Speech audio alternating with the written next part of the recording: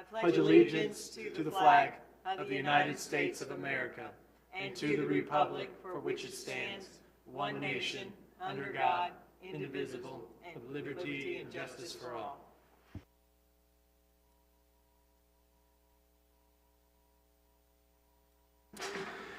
All right. At this time, I will accept a motion for the agenda approval. Motion to approve. Do I hear a second? Second. Motion is second. Calling the vote.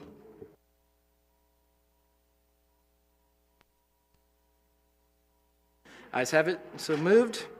All right, first proclamations, Lamar Advertising. And just hit that gray button, it'll turn red, name and address, and it's all yours.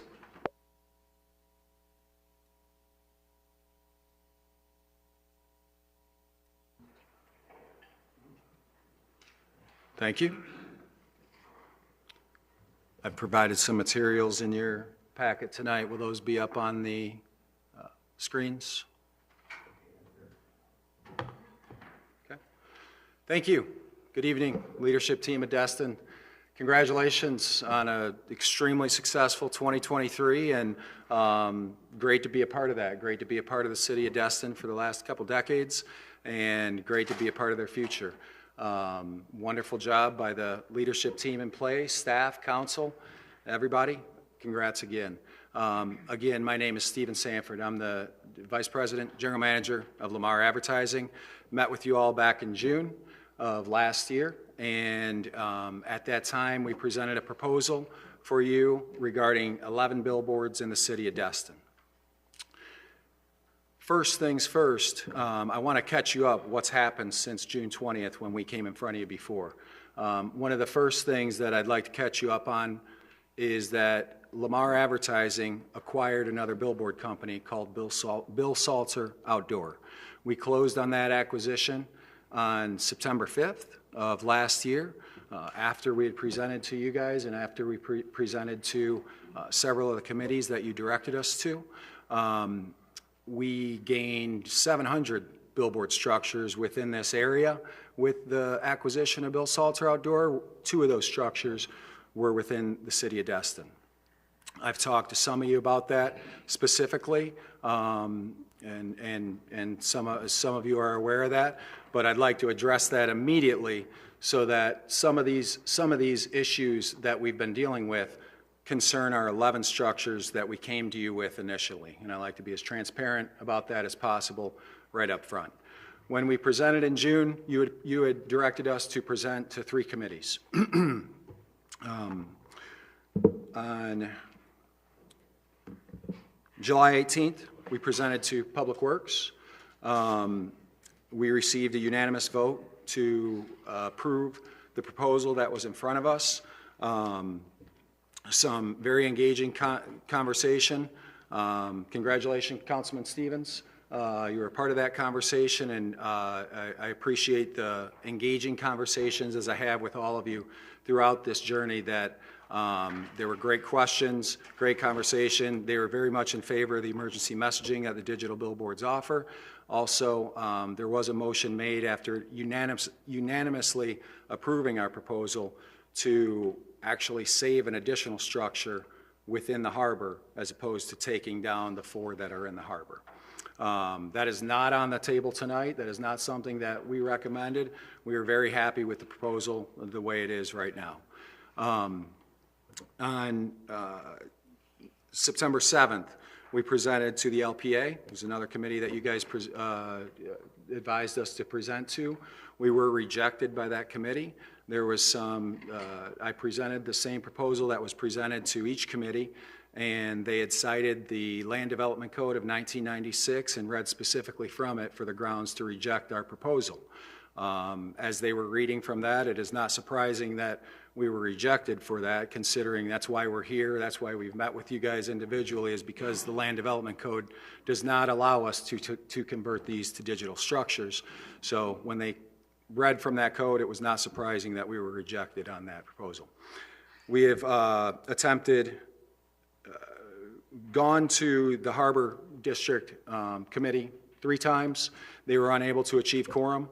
We did a workshop one time, had lively discussion.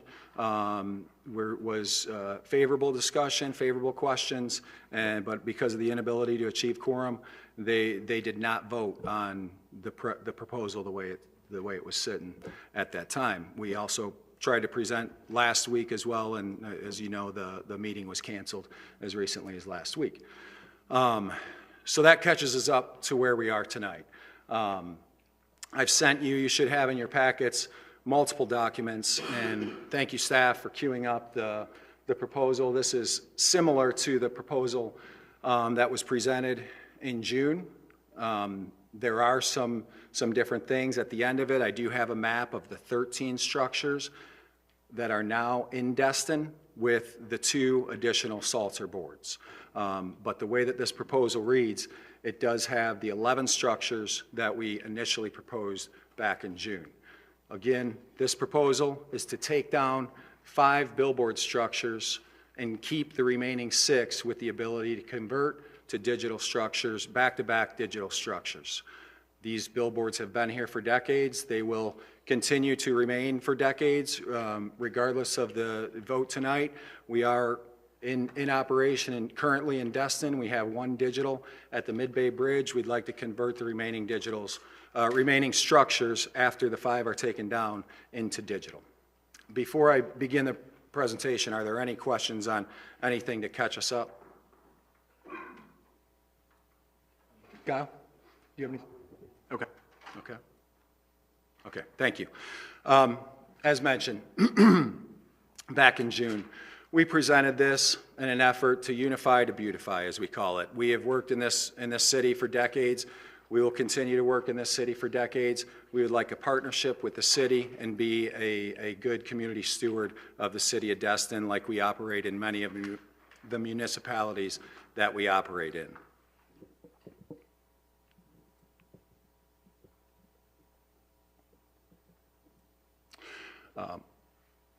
We were founded in 1902. We've been in the business a long time. We're North America's largest outdoor advertising company. We were also founded right here in the Panhandle in Pensacola. We have over 4,500 digital displays. We operate in cities like Destin, but also Savannah, Georgia, Panama City, Fort Myers, Florida, Charleston, South Carolina, all over the country, as you can see from the map. From the map here. 170 offices nationally, and also throughout Canada. We had a spec art on how we foresee the future of the digital billboards to look in Destin. We would build a facade around that that fits in with the coastal vernacular that we understand Destin wanting to look like, as well as the digital screen on there that is uploaded automatically for the city of Destin. One thing you don't see in that picture are utility lines going to power like we currently have on our Trivisions that exist. We would be on the forefront of the underground utility project by doing that in advance of any other utility projects that are done. So all those would be done with underground utilities. Again, this is a speculative drawing that we came up with to create a more aesthetic view of what the billboard would look like. When this was presented, as mentioned, there are 11 billboards on that along 98 right now. When this is agreed to, we would remove the 4 in the harbor, as well as an additional one. Thank you, Councilman Hebert, for the recommendation when we met with you initially. The 4 that we had initially proposed, you'd said it wasn't enough. You wanted 7, and I had discussed the livelihood that we have and the revenue that we increase by doing digital and how it wasn't possible. We found an additional one to create 5 billboards that we would take down forever. When these are removed, there will never be a billboard built in the city of Destin.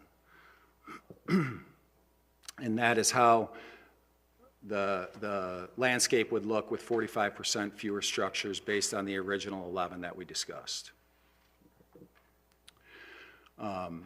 Councilman Schmidt isn't here tonight, but in conversations with him, I appreciated the conversation that he had with some of the input that he's received is that our billboards are going to fall down, that their billboards are not structurally safe and they're not going to be around long, and they're just, some people are willing to wait them out until they fall over.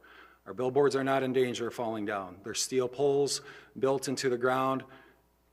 So one of the things that I did was had an independent engineering analysis of the structures. There's a company, structural engineering called Bennett and Pless. I'm going to have a tough time reading that, but it's in your packets. I did.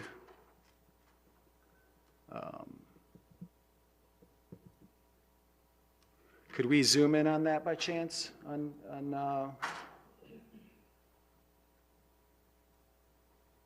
That's fine there. Can I use this here?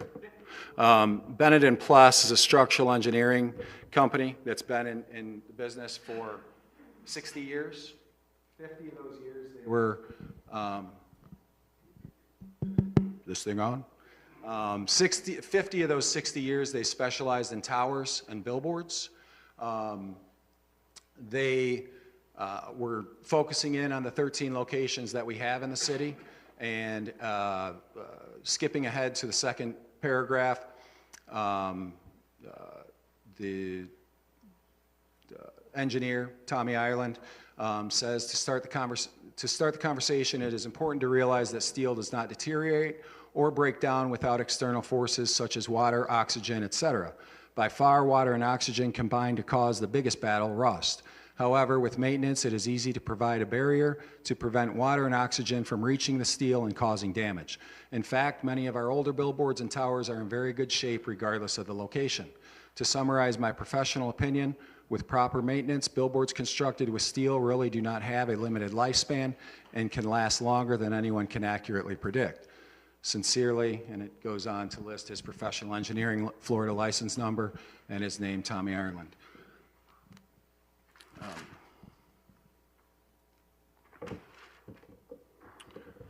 I appreciate Councilman Schmidt's input in the engaging conversation that him and many of the others here tonight have had with me to understand some of the conflicts and some of the apprehension regarding our plan. Our plan is truly to remove billboards forever in the city of Destin and come back with the remaining structures to be digital. One of the things that we have promised the city of Destin is a slot on the digital panels. 6 to be exact. They can be utilized with our unlimited copy change and utilized in many different ways that many of our advertisers find very useful. We have over 80 digitals within the Pensacola, Fort Walton, Destin market already. These are some examples on how you could utilize these messages: the flag warnings, storm evacuation, events, employee spotlights, and things like you spoke about tonight, the library events, the different achievements that you've created, the employee spotlights that people have earned and celebrated throughout the time here. Many municipalities use them frequently for all kinds of different reasons, and I think that the staff within the city of Destin, as talented as they are, would find a lot of useful ways to use them. One thing I'd like to mention, since the Land Development Code was enacted in 1996, digital screens have become much more prevalent. That Land Development Code disallowed us to convert to digital structures after our addition in 2003. Since then, along 98 in the city of Destin, you have over 160 digital screens of Daktronics, Watchfire screens. These are the same manufacturers of our digital billboards. They show full animation, they blink, they flash. Our billboards do none of that. In fact, our one digital billboard that's at the Mid-Bay Bridge abides by the Land Development Code of 10-second dwell times. Councilman Destin, I appreciate your insight on that regarding the different dwell times for digital signage and changeable messaging. We adhere to the 10-second dwell times for our digital product. None of the on-premise digital signs do that. So it is something that I'd like to highlight and differentiate, that when we were prohibited to convert to digital, we didn't all have digital screens in our pockets and on our wrists and along with things. Digital was a different thing back then than it is now. Currently, that's why I mentioned some of the municipalities that we operate and partner with. Digital advertising is everywhere, and municipalities have a very useful technology departments that utilize it very well. In your packets, you have over 20 letters of support from advertisers, neighboring cities, and landowners. I mentioned this before, that the city manager, Lanny Corbin, had wrote this back last year when we initially made this proposal in support of our proposal. The mayor, the city of Fort Walton Beach, has also written in support of this proposal to the city of Destin. And the letter of support here is from Kevin Guthrie, the director of Florida Emergency Management Services, that partnered with Lamar of Fort Myers after a tragic storm, Hurricane Ian, and emergency messaging was something that the Florida Department of Emergency Messaging was able to utilize frequently for a lot of different areas. I do want to focus on emergency messaging for a minute. I'll make no disagreement. Our structures exist for advertising. We exist to serve the public and private community and partner with organizations, businesses, and individuals throughout the area that want to get their messaging out there. But one of the unfortunate things that I hope none of us ever have to use is the emergency messaging for our digital product. In 2023, just in Pensacola, Fort Walton, Destin alone, we played over 6,000 Amber Alerts that we partnered with the federal emergency system with. We played over 3,000 FEMA emergency messaging on our digital product as well. The way that those work on Amber Alerts, we partnered with the National Center for Missing and Exploited Children in 2007. Our digital billboards are targeted through zip codes. Where an Amber Alert occurs, it's immediately uploaded, an emergency message, and broadcast out to the communities that Amber Alert occurred. This is examples of how those Amber Alerts look when it shows up on the billboards. We partnered with FEMA in 2012. Lamar did this. At that time, we mostly provided information to the public after a major hurricane or other severe act of nature. January 22, we implemented a fully automated alert system using FEMA's integrated public alert and warning system. Since then, weather warnings, emergency messaging, traffic incidents, public safety alerts are posted automatically in the target areas based on the FIPS codes of each display. Again, this is something that is automated based on the zip codes that the digital displays operate in. Flash floods, civil emergencies are some examples there, as well as local emergencies with law enforcement and traffic. We partnered with the FBI in 2009. The FBI reaches out to Lamar with information needed for the creative. The creative is then made public when the FBI tells us it is. Typically, it goes up in a display like this, where there's a situation where there's wanted. Again, fortunately for this presentation, but unfortunately, locally, we had an emergency in 2017. There was a wanted couple wanted on a murder in Beulah. A Escambia County Sheriff called our office, who works within Pensacola, called our office for assistance in locating 2 fugitives that were on the run.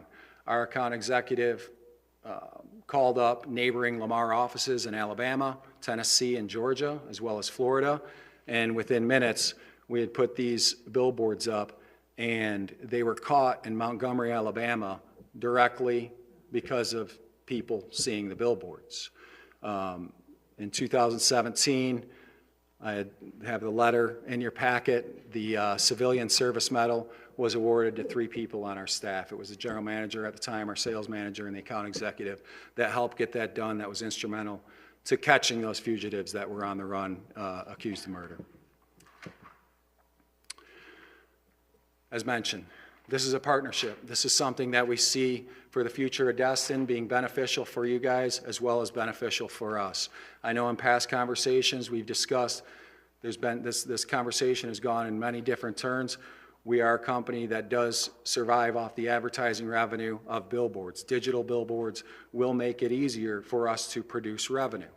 This is not a short, quick turn for us to, in order for us to make that happen. We're removing 5 structures in the order to come back with the remaining 6 with digital. There are 2 other structures within the city that we've acquired through Bill Salter Outdoor. Those were not included as part of this proposal, but it is something that now have the Lamar logo on it as well. So any questions or comments or anything you'd like to discuss? Councilman Guile? Yes, sir. One, I appreciate your presentation and your tenacity because I know we put you through a lot of committees and you're very diligent in following through. I do want to make a couple comments. I did meet with Mr. Stauffer last year. I can't even remember about what time, but it was pretty early on.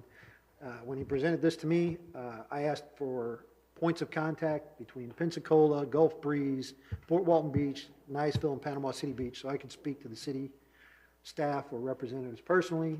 Each and every one of them said that it was a very useful tool for safety and that it helps their community get the word out to the public efficiently and effectively.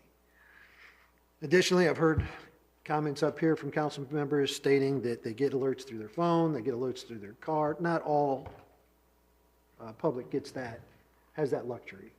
Not everybody gets that has that financial fortitude to be able to have these devices that can send these signals to them. My truck doesn't. And as far as Amber Alerts, that thing goes off at 2 a.m., so I have mine silenced because I'm not waking up at 2 a.m. for an Amber Alert. So this is something very useful. I've also talked to our city staff, and they've mentioned that this would be a very useful tool for them to get information out. When we look at our State of the City address, we had less than 25 people here tonight for the State of the City address. I didn't market it at all. Well, that's what I'm saying. Maybe this would be that useful tool to get people here. As we look across these meetings, these chairs are rarely ever, this is one of the fullest nights I've seen in quite a while. In my opinion, we need something that brings people into these meetings, helps educate them on when we're having the meetings, maybe what the topics are about. The safety factor to me is huge. Even if it's down during a hurricane, just letting people know where they can get water after the hurricane, or ice, or food, or anything like that. Any of us that have been in a hurricane that have lost the power for 2 weeks, the hardest part is the lack of information. If they can generate something that helps us alert the public on how to safely achieve these things, I'm all for it. I would like to make a motion that we accept Lamar's package to remove the 5, keep the 6, convert them digital. I'll second it. Second. All right, further discussion. Guile, I know you love letting people know if they're inside the city limits or not, rightfully so. That's our job, to make sure the residents, the local businesses are taken care of, as long as the tourists that are here. Out of the list of letters of support, I found 2 that were inside the city. So it seems like the majority of the businesses that benefit from your advertising do business outside the city and are looking to advertise within our areas, rightfully so. I was just one of the many things that seemed not a favor of, as far as the letters of support just don't come from many citizens. There's 2. Amazing Lashes and Marianne Wines were the 2 letters of support that I could find that were inside the city limits. Up next, Councilman Destin. Thank you, Mayor. As the gentleman from Lamar told us, they acquired Bill Salter Advertising. I have a billboard that's located on property that I belong in another town that now is owned by Lamar, and makes me, they're my tenant, and they're paying an entity that I have an interest in, which means, as the city attorney recommended, and as I agree, that I will not be able to vote on this issue, so I'll have to declare a conflict of interest and not vote. All right, thank you for that. Councilwoman Aber. Thank you, Mayor. Thank you for your presentation, and I appreciate you taking down 5, but I see that 2 popped up right in the middle of where we were trying to clear out. How would you feel about these new 2 acquiring, that removing 1 of those, because then that way you still have 1 right in the middle of Destin. And we are trying to do a lot of that undergrounding for the first 5 years is going to start from the bridge and go to the airport road. So what are your thoughts on adding one of those as a removal, since they're so close to each other anyway, for your digital purposes?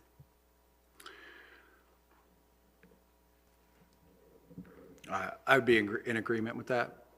I appreciate the negotiation that you've done with us so far. As I mentioned in the presentation, you were first on the list to ask for our removal for additional billboards, and I see you're first tonight to ask for removal again. And you know, Lamar Advertising worked on this acquisition for, you know, it was a possibility for decades, and we did not see this happening when it did. But I would be in agreement with that, with the capability of the 6 structures being decided between the remaining 7? If we took an addition, so we have 13 structures with the 2 Salter boards. We are proposing to take 5 down right now. Correct. We would take 6 down. One of the 2 that you just acquired. One of the 2 that we just acquired. With the council's agreement for the same amount of digital billboards, but choosing where that additional digital billboard would be. Which is not building any new billboards, it is just the conversion and upgrade of the existing structures. Well, I like that you're, you know, proposing to do that, and I was very much against even, you know, looking into the longevity of our city, trying to just completely remove them all. It's been a big, you know, conversation between myself and staff and our attorneys, and I did some discussions today, and then bringing your letter in with the construction of the steel and the management of these are just not going to fall down. My anxiety is that, you know, the thought is, okay, we'll just wait till they fall down and just not approve this. At this point, my anxiety is I'd hate to wait another 20 years for them just to fall down, and we've got 5 right down there in the city area where we're really trying to aesthetically set the entry into Destin with nothing above ground. So, you know, I feel like you've presented a very good case tonight, and removing one of those 2 signs that are right on top of each other that you've just acquired would be more positive, and my feeling for moving these to digital and aesthetically pleasing bases on them versus the big steel tower. So that's my thoughts for now. Thank you.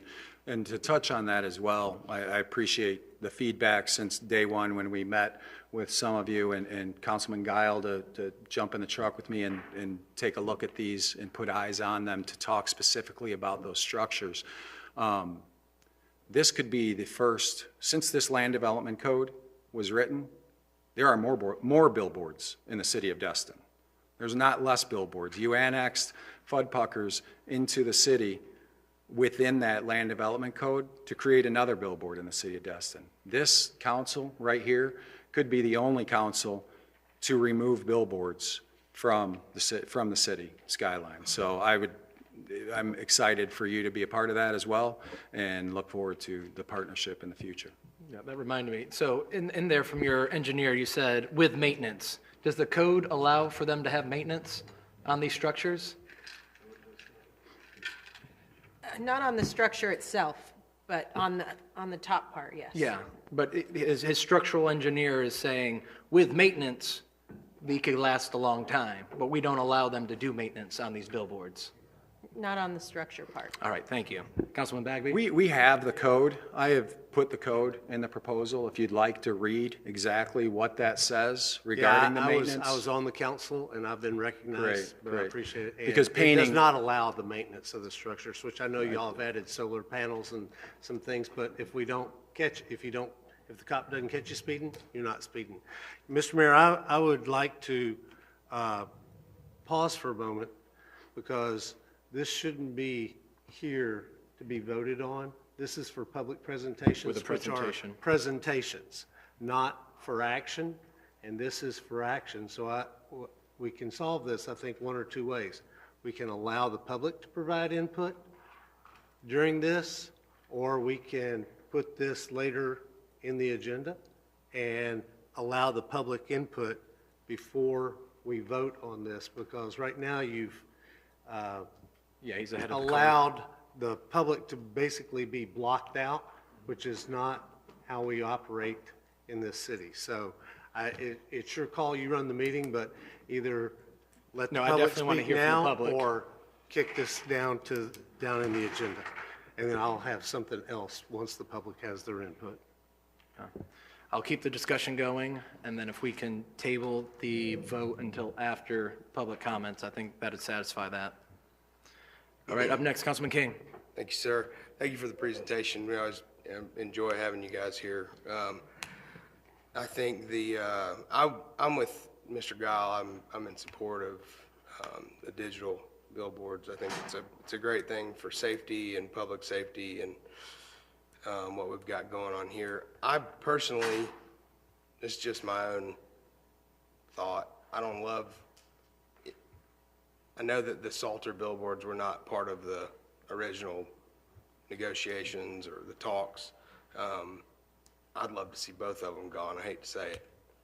But I am in full support of the ones proposed to be digital. I think that's a great thing, especially where they are in Destin. It's ridiculous that you were shut down for the 1998 LDC. I just want to put that on the record. That's ridiculous, just based on what the technology was like then. And the amount I didn't realize how many billboards there were, how many digital billboards there were out there. You know, if we're going to let them do it, but we're not going to let you guys do it, that's outrageous. So, full support. Thank you. I will say I would like to see the Salter boards gone. Both of them? Yeah. Okay. Yes. Councilman Stevens?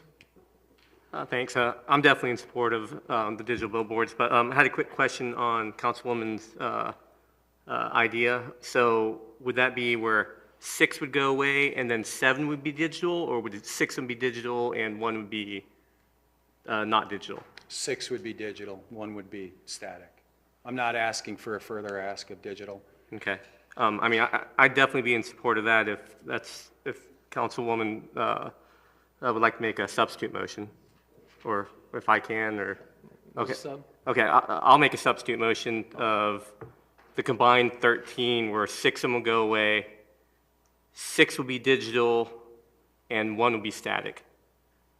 I'll second that. All right, Councilman Bagby? Yeah, so I guess we're all going to finish speaking for the public, so I'll go ahead and get I think everybody knows that I was on the council, along with Mr. Destin, when we voted to, in 20 years or whatever it was, get rid of billboards. And I've made no secret that I'm not in favor of the billboards, because when I look at my vision of Destin, when we're looking down Highway 98, and we've buried all the utility lines, we've buried everything else, I don't want to do that so that we created an unhindered view to these billboards, which is what we're doing.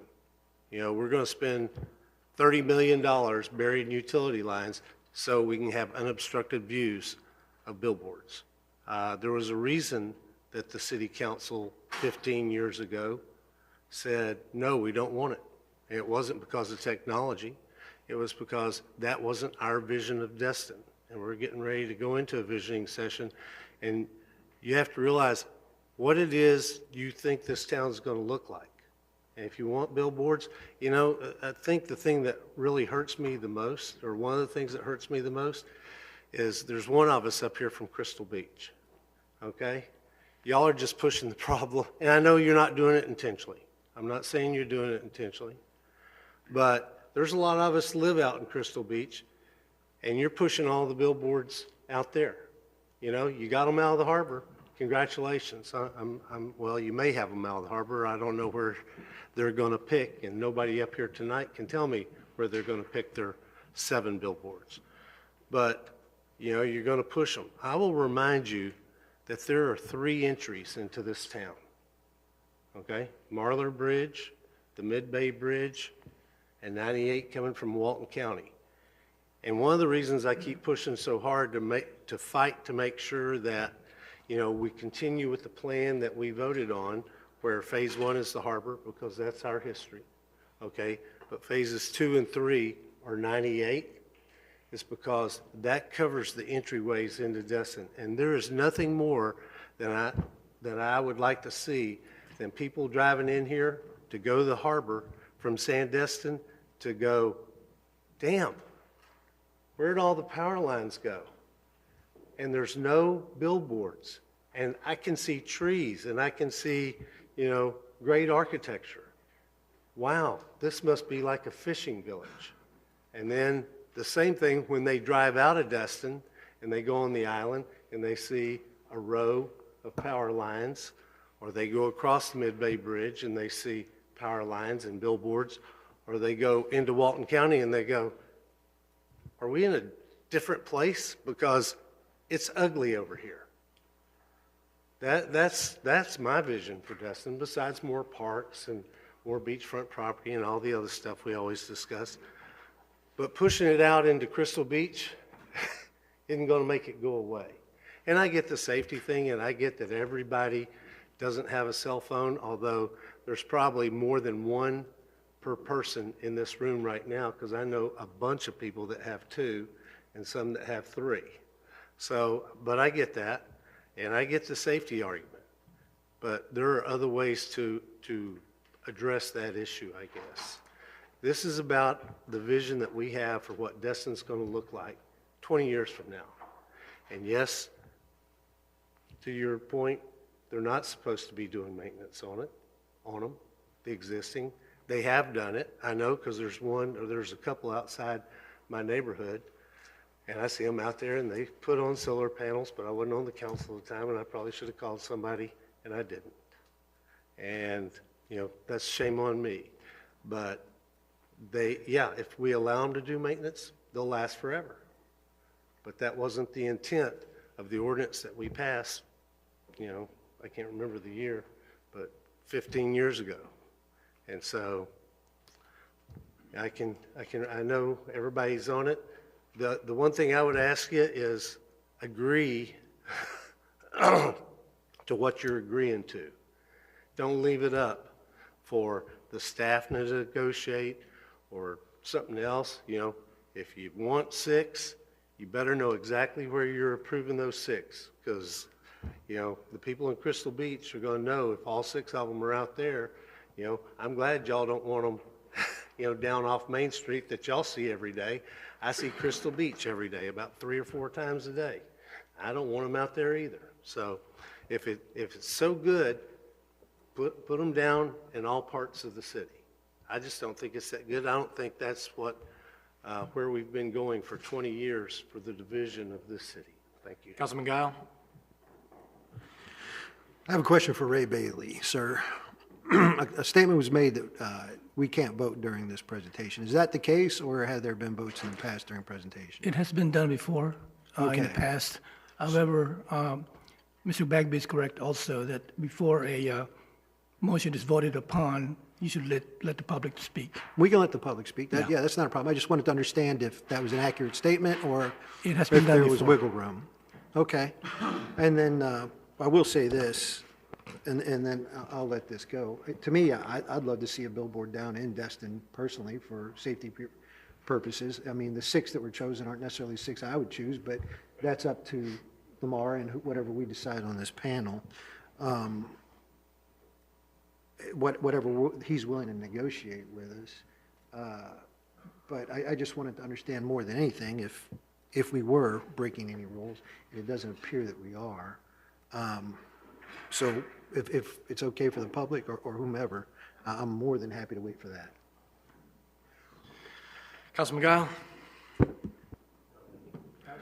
Sorry. And actually, the Bagby. state law, the attorney can correct me if I'm wrong, but state law requires that we allow public input before we take a vote.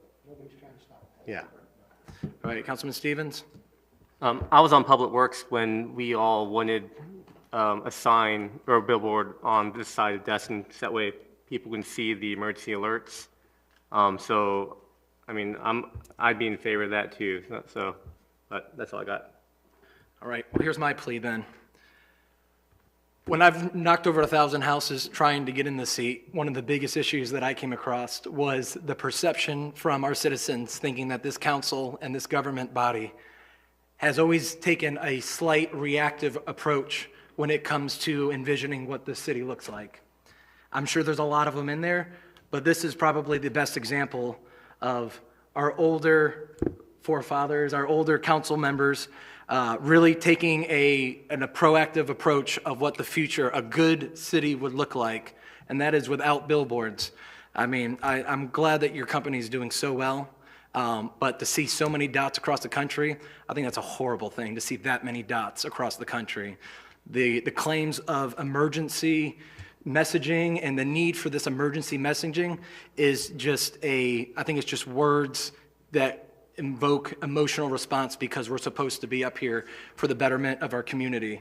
But if anything bad were to happen, our Okaloosa County government, our emergency management government, knows every elderly address, knows what their issues are, and God forbid a big hurricane or something comes here, they know the addresses to bring these people to.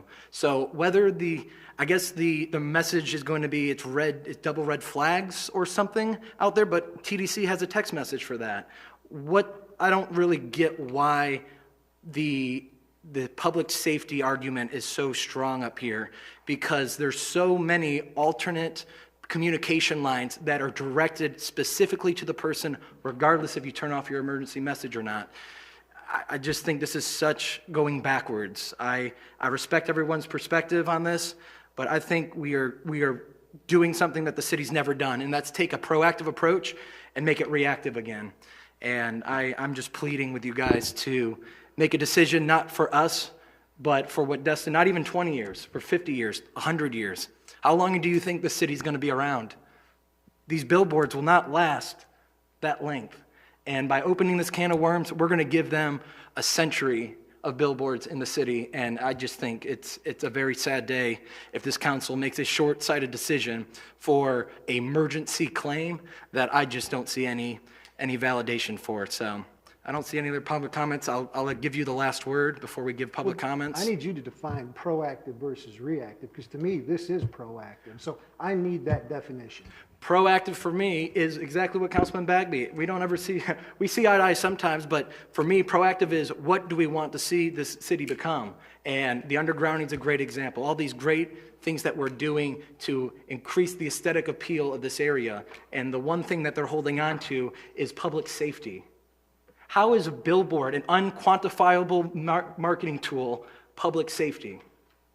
There is no way, of course, it's going to say, every PIO is going to say, yes, this is a great tool because it's a checkbox of saying we did this, we did this, we did this. But there's no quantifiable data to show what a billboard's actually doing. I'm sure it being out there in the face, I'm sure there's some driving traffic because the market obviously buys them. So I'm sure it helps in some way, whether it's exposure or it may be the marketing tool of just putting it out there like Coke does, and they want you to see their product every like 7 times per day. I just don't see how this helps our community, our locals, our local businesses. I just don't see that. You just contradicted yourself because you said there's no quantifiable data, but you just stated that these people are making money through marketing through it. So if they're making revenue through marketing, how the hell are they not becoming more safe because they're finding out? And diminishing it to red flag versus this is where you can find water or this is after a hurricane, to me that's irresponsible and that's Where naive. you can find water? Yeah, after a hurricane. We're an island. If there's a bad hurricane, no one should be on this peninsula. But during every hurricane, I've never evacuated. And That's your own personal choice. I know a bunch of people that haven't. Yeah. And so, I mean, I think you're putting this in a little shell of Never Land. The reality is, our job is to protect the public, period. And you trying to diminish this to a red flag is just ignorant.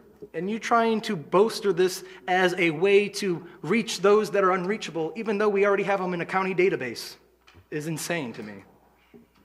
Okay, so the roadways are never closed after a hurricane. We can agree to disagree. We're not going to change anyone's opinion on that. So, last comments. Appreciate all the engagement, the negative feedback, the positive feedback, everything in between. We are a part of this city. To address Councilman Bagby regarding pushing things to the east, our billboards exist to the east. They are there already. I want to reiterate, we are not building any new billboards. Our billboards are here. They are here to stay. They are structurally sound, and I look forward to the partnership with the city staff and the city council in the future. These are very useful to many things. As you mentioned, you didn't market the event tonight, and you have a very low turnout for the city, the state of affairs of the city. People who understand marketing better do understand that a billboard is a very effective way to get communication out to the public. And I it am has in worked for marketing. plenty. I've had marketing background for 10 years. That's my business. I would never use or recommend a billboard. Okay. Okay, well, But, you know, I have a marketing I background of 10 appreciate it. years. I misheard that when you said you didn't market the event. I did not market the event because we're going to take video and we're going to take content, we're going to slice it down and give it to the people how they like it, which is short, concise topics. And so that being recorded is going to be all the content I need to push it out on Nextdoor, Instagram, Facebook. I'm going to go and present this to people in person. That's my marketing, is in face-to-face person.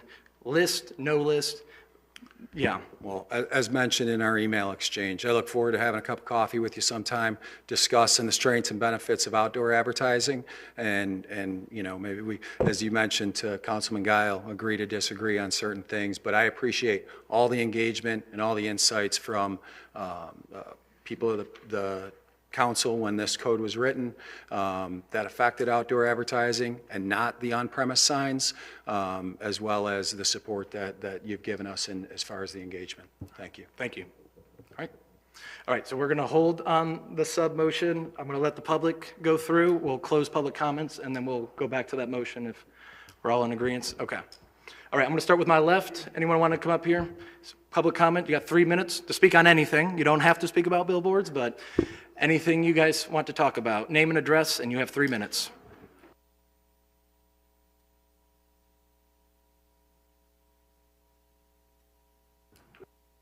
Yes, sir. There you go.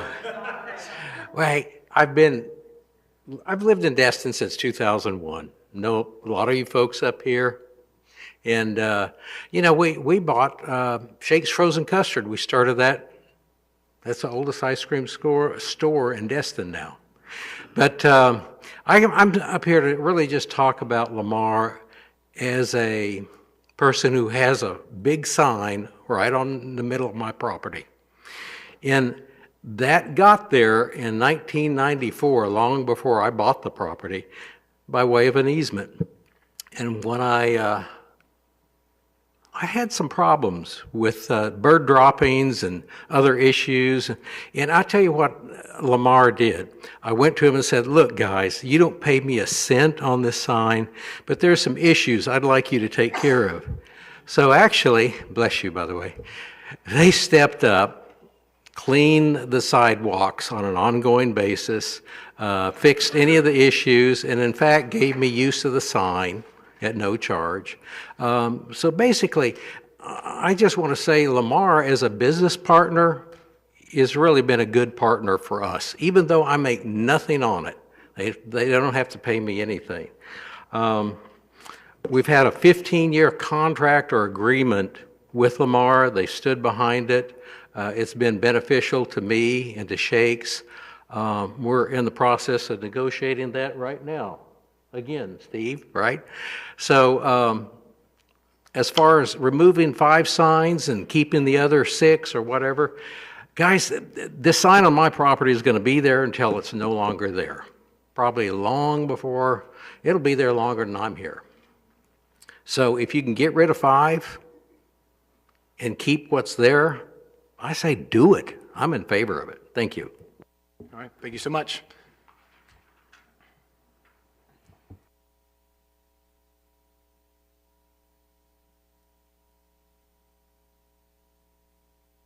Sandy Trammell, 3823 Indian Trail. And I too was on council when this vision came about, believe it or not. We were in the middle of an 8-year recession. We had no money. This was the one thing we could do for the future of Destin, was put this ordinance in place. Because literally, there wasn't any money to spend. You guys have had the luxury of having income to spend. When you're in a recession, there isn't any. You're barely making budgets for your employees. A comment was made to me about not everyone has a phone. Well, I don't know if you're aware, but there is federal legislation that allows even the homeless to have phones. Anybody in the United States can get a free phone if they qualify. Did you know that? I happened to be in the dollar store one day when 2 people were arguing because one of them didn't get their iPhone 15 upgraded, or their old one upgraded. They had an old one. These were 2 people that do not have homes. And they were discussing this. To beautify Destin by undergrounding, by getting rid of all of the lines, the spaces, and all of the air that we all look at. I don't know about you, but when I drive down Highway 98 or any other street when I'm going into a different town, I don't look at the billboards. My phone is telling me something. My GPS in my car is telling me something. All of this is telling me something. That is the future. Our kids don't look at that. I'm here to support my children and my grandchildren. I want them to be here. Part of this came about because we had a hurricane and the sign bent. It does bend. It does take wind. They do bend. They may not fall apart for years and years because they're powder coated, but they will bend in a hurricane. After a hurricane, and I don't know, Mr. Destin was here, I know, when the water came up to Highway 98 and we had boats sitting in the middle of Highway 98. How did we get to anybody then? We needed billboards then because there wasn't all this public communication that we have. We just put up a new tower behind Destin water users for all of our emergency first responders to coordinate all of this stuff. You know it's coming out to us as soon as anything happens. So I think we need to look at it that way. And personally, I would like to see them all gone because I too think that one end of town shouldn't be to another, shouldn't take over. Whatever the ordinance says should apply to everybody. And I appreciate taking them down, but I think they all should go down. Because to me, if you've ever been in a hurricane like I've been in a hurricane in this town, things blow around. And anything that's in the air is going to blow. So the more things you put up there, the worse it gets. Thank you. Thank you. All right, anyone else from my left?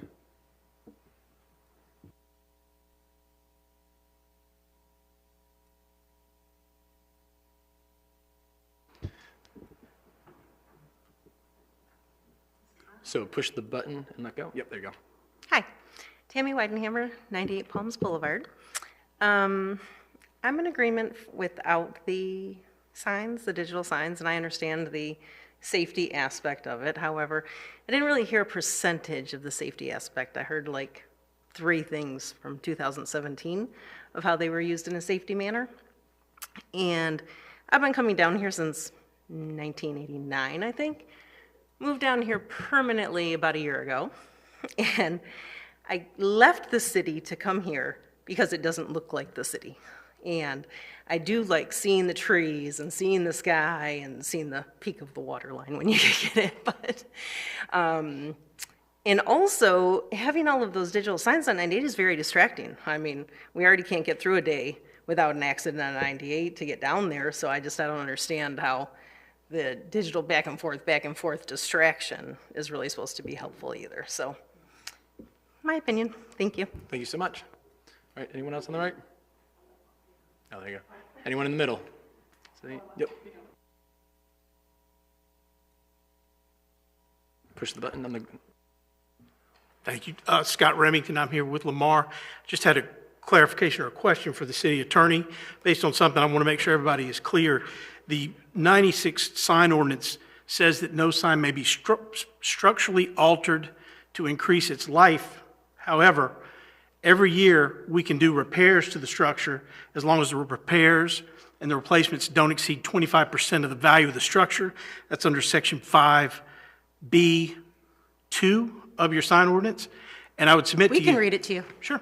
It says, "No non-conforming sign shall be structurally altered to prolong the life of the sign. But work may be done in any period of 12 consecutive months on ordinary repairs or on repair and replacement of non-structural components to an extent not exceeding 25% of the current replacement cost of the non-conforming sign." Correct. So the where are you point, getting your number? So the point is that we can paint these steel poles as far less than 25% of the structure, and that's the only way these signs are going to go down is if they fall over, and they're not going to fall over, and they've lived through, most of them, at least 4 hurricanes. So this is truly, I think, the only chance this council or any future council in the foreseeable future will have to reduce the number of signs in your city. Thank you. Thank you. Am I right? All right, seeing none, I'll close the public comments. This isn't a judge, but any final remarks? Councilman King? Yeah, I just want to say, I would like to see, I think that your, Mr. Mayor, your remarks were very compelling. I think maybe so much so to take me to the other side.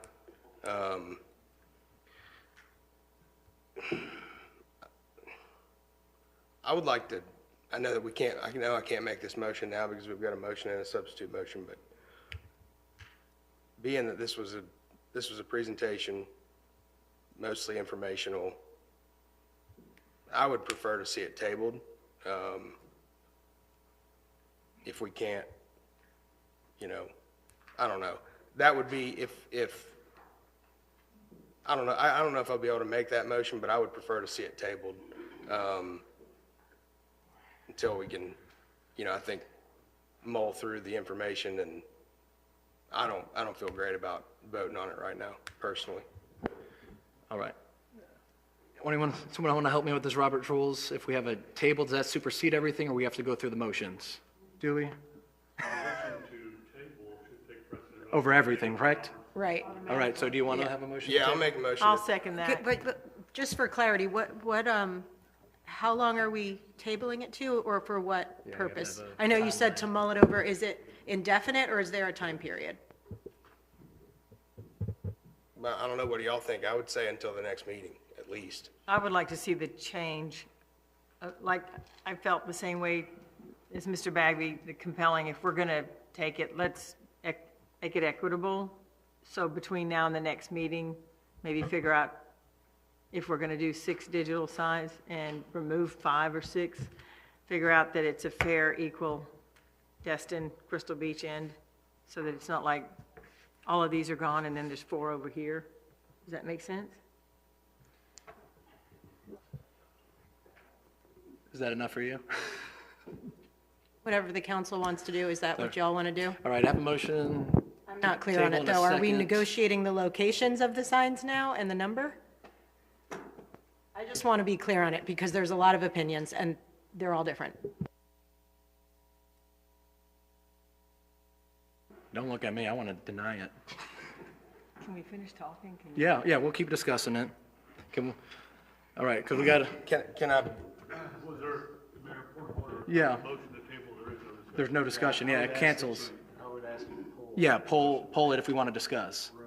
Remove your table, So we can discuss everyone's. because if you get a motion in a second, it's done. Okay, I'll pull the motion to table for the time being. All right, new stuff every day up here. Thanks for the, oh, we're learning.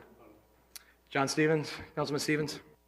I guess if we were still talking about the substitute motion, before we vote, I would like to know which 6 will be the digital and which one would be the still one. I think that's the basis of Councilman King. Agreed. So if we can get that clarified tonight or later, I don't know if he's allowed to, or... I mean, it's open discussion.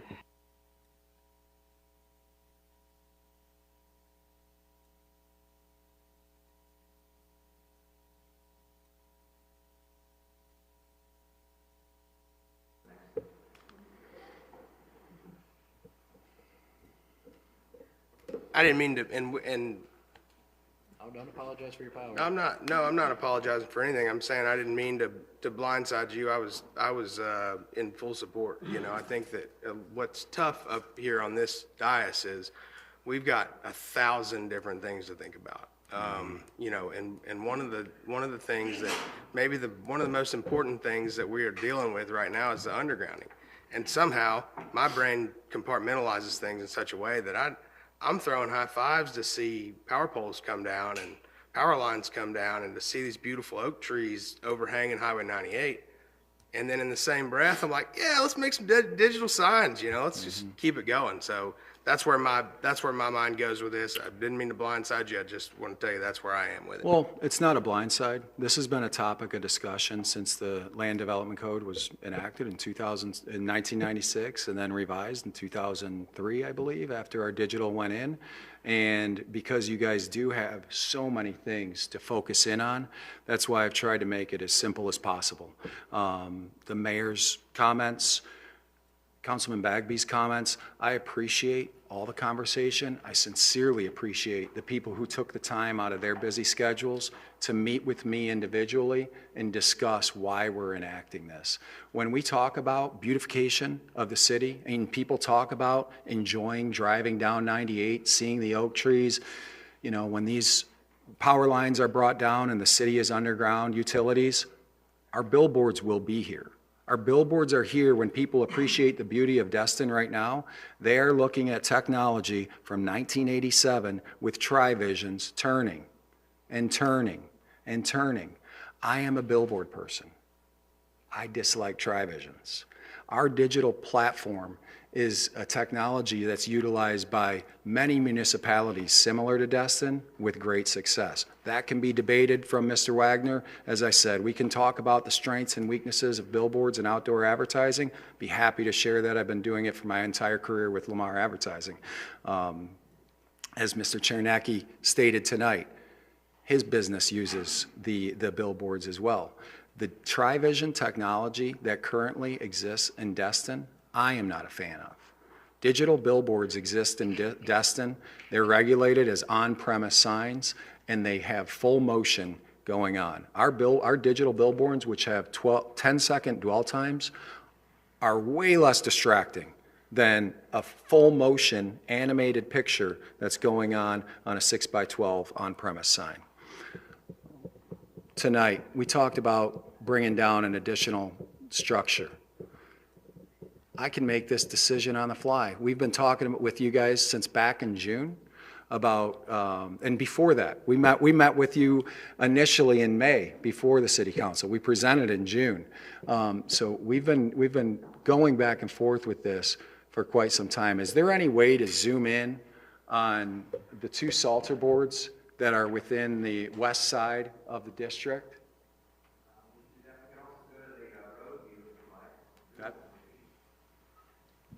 That's fine. I think the easiest way to look at it is through the billboard structures because it highlights where the billboards are. Again, I like to be as transparent as possible with our intentions here. Our intentions are to make Destin a better, more visually appealing place. Our billboards exist as the structural engineer listed. Our billboards will exist long before long after I'm with Lamar Advertising. If they do routine maintenance, the quote.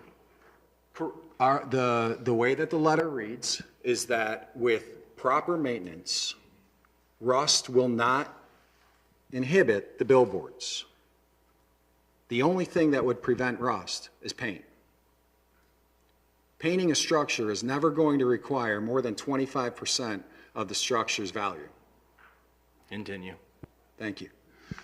The two Salter boards that are listed there, we would remove one of those, and I believe it's the structure furthest.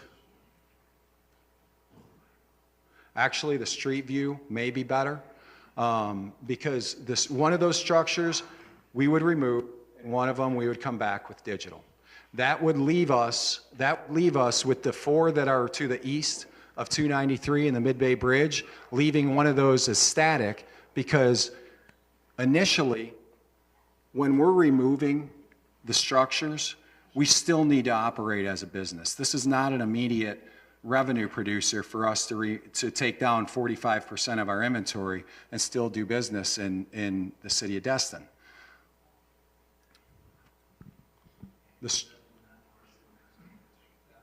Pardon me?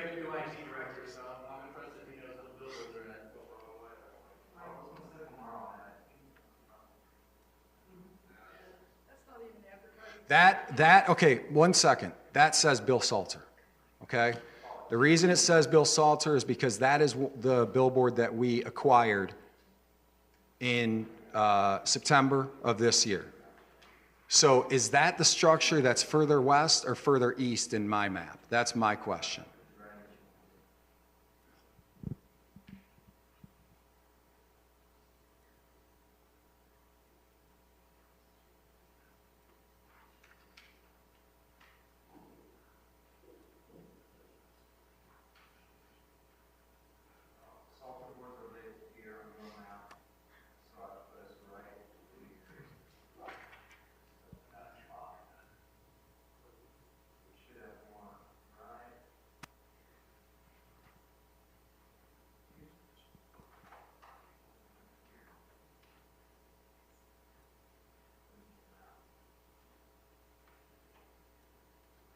Right.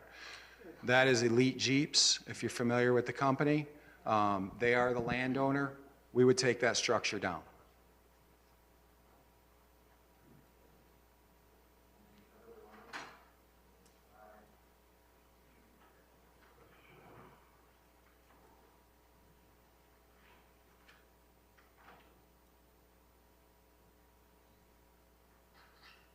That structure would remain, and we would convert that on one side, on both sides, as digital. Basically, we're asking, we have one digital in the city of Destin as it exists right now. There is a digital currently at the Mid-Bay Bridge. We would be adding 11 digitals, 11 digital faces. We would include one or both sides of that as the 11 digital faces that was initially proposed. And we would take the other one down. Which one would be static then? If you go back to the Lamar map, it would be one that we were proposing to do digital with. If you look to the east of here, it would be the second structure of the Mid-Bay Bridge, right there.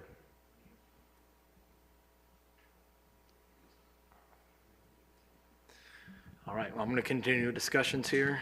Up first, Councilwoman Hebert. Thank you, Mayor.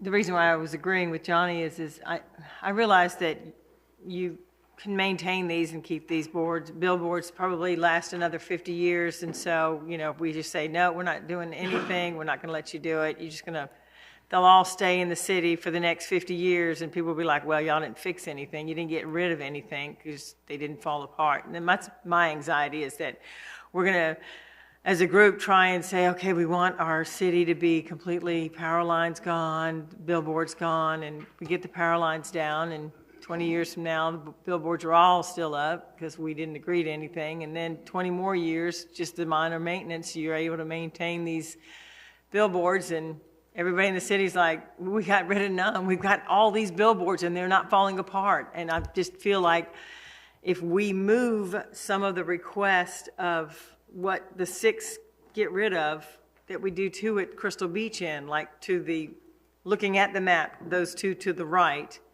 take those down and leave one where the word Destin is, and leave the one right there in the middle of the map, so that way Crystal Beach only has 2. Well, let's just leave the one where we own the land so we can at least have the income.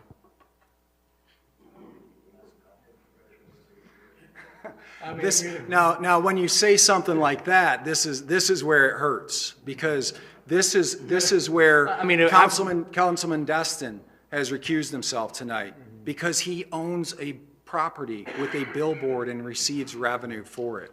When I talk about Elite Jeeps, we have to take down a structure to please the accommodations of city council. That business will lose revenue with taking down our structure. Mr. Chernacki spoke tonight. These are people that depend on our revenue for the structures and depend on our advertising for the thriving of their business.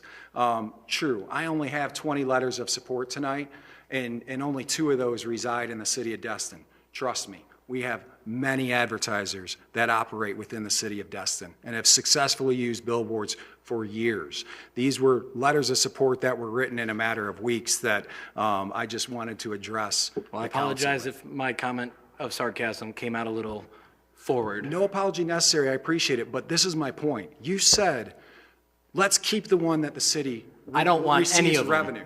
Yeah, You said, and let's keep the sarcasm. city that All right, let me receives redact revenue. my statement and say I wish to see no billboards in Destin, regardless who owns the parcel. But this is the conversation. And it's frustrating because I've had this conversation with people inside Destin, outside of Destin, and it's a head scratcher for me to understand if your goal is to not have billboards in Destin, we accommodate this goal. This is what we're here for. This is what I've been talking to you about since Councilman Guile said, wait a second, what are you trying to do? And I said, can you meet and jump in my truck and drive down 98 and look at what we do? And I'll tell you exactly what we're doing. And correct me if I'm wrong, Councilman Guile, it took him about 20 minutes of questioning and trying to figure out where does the other shoe drop? What are you trying to hide from me? You're telling me you're trying to get rid of these things and you're having a problem? And that's the head scratcher. We also operate and thrive in the city of Destin. We're almost sold out on those billboards for the upcoming season. We'll be telling advertisers, sorry, within 6 months of this agreement getting approved tonight, we will be removing all of those structures. We'll have to accommodate you on one of our digital signs that we will be building in the future. In the removal and replacement agreement in your packet, it states that from the time this approval is signed, within 6 months, all of these structures will be removed. Yes, that includes the one that the city of Destin just purchased on the property, and the city of Destin will lose revenue because of taking that structure down. For Beach Weekend, that's the advertisement there. That's a Fort Walton Beach pontoon company. All right. Just in the name of it, Councilman Guile. I'm sorry, Jim first and then Guile. Sorry. One correction.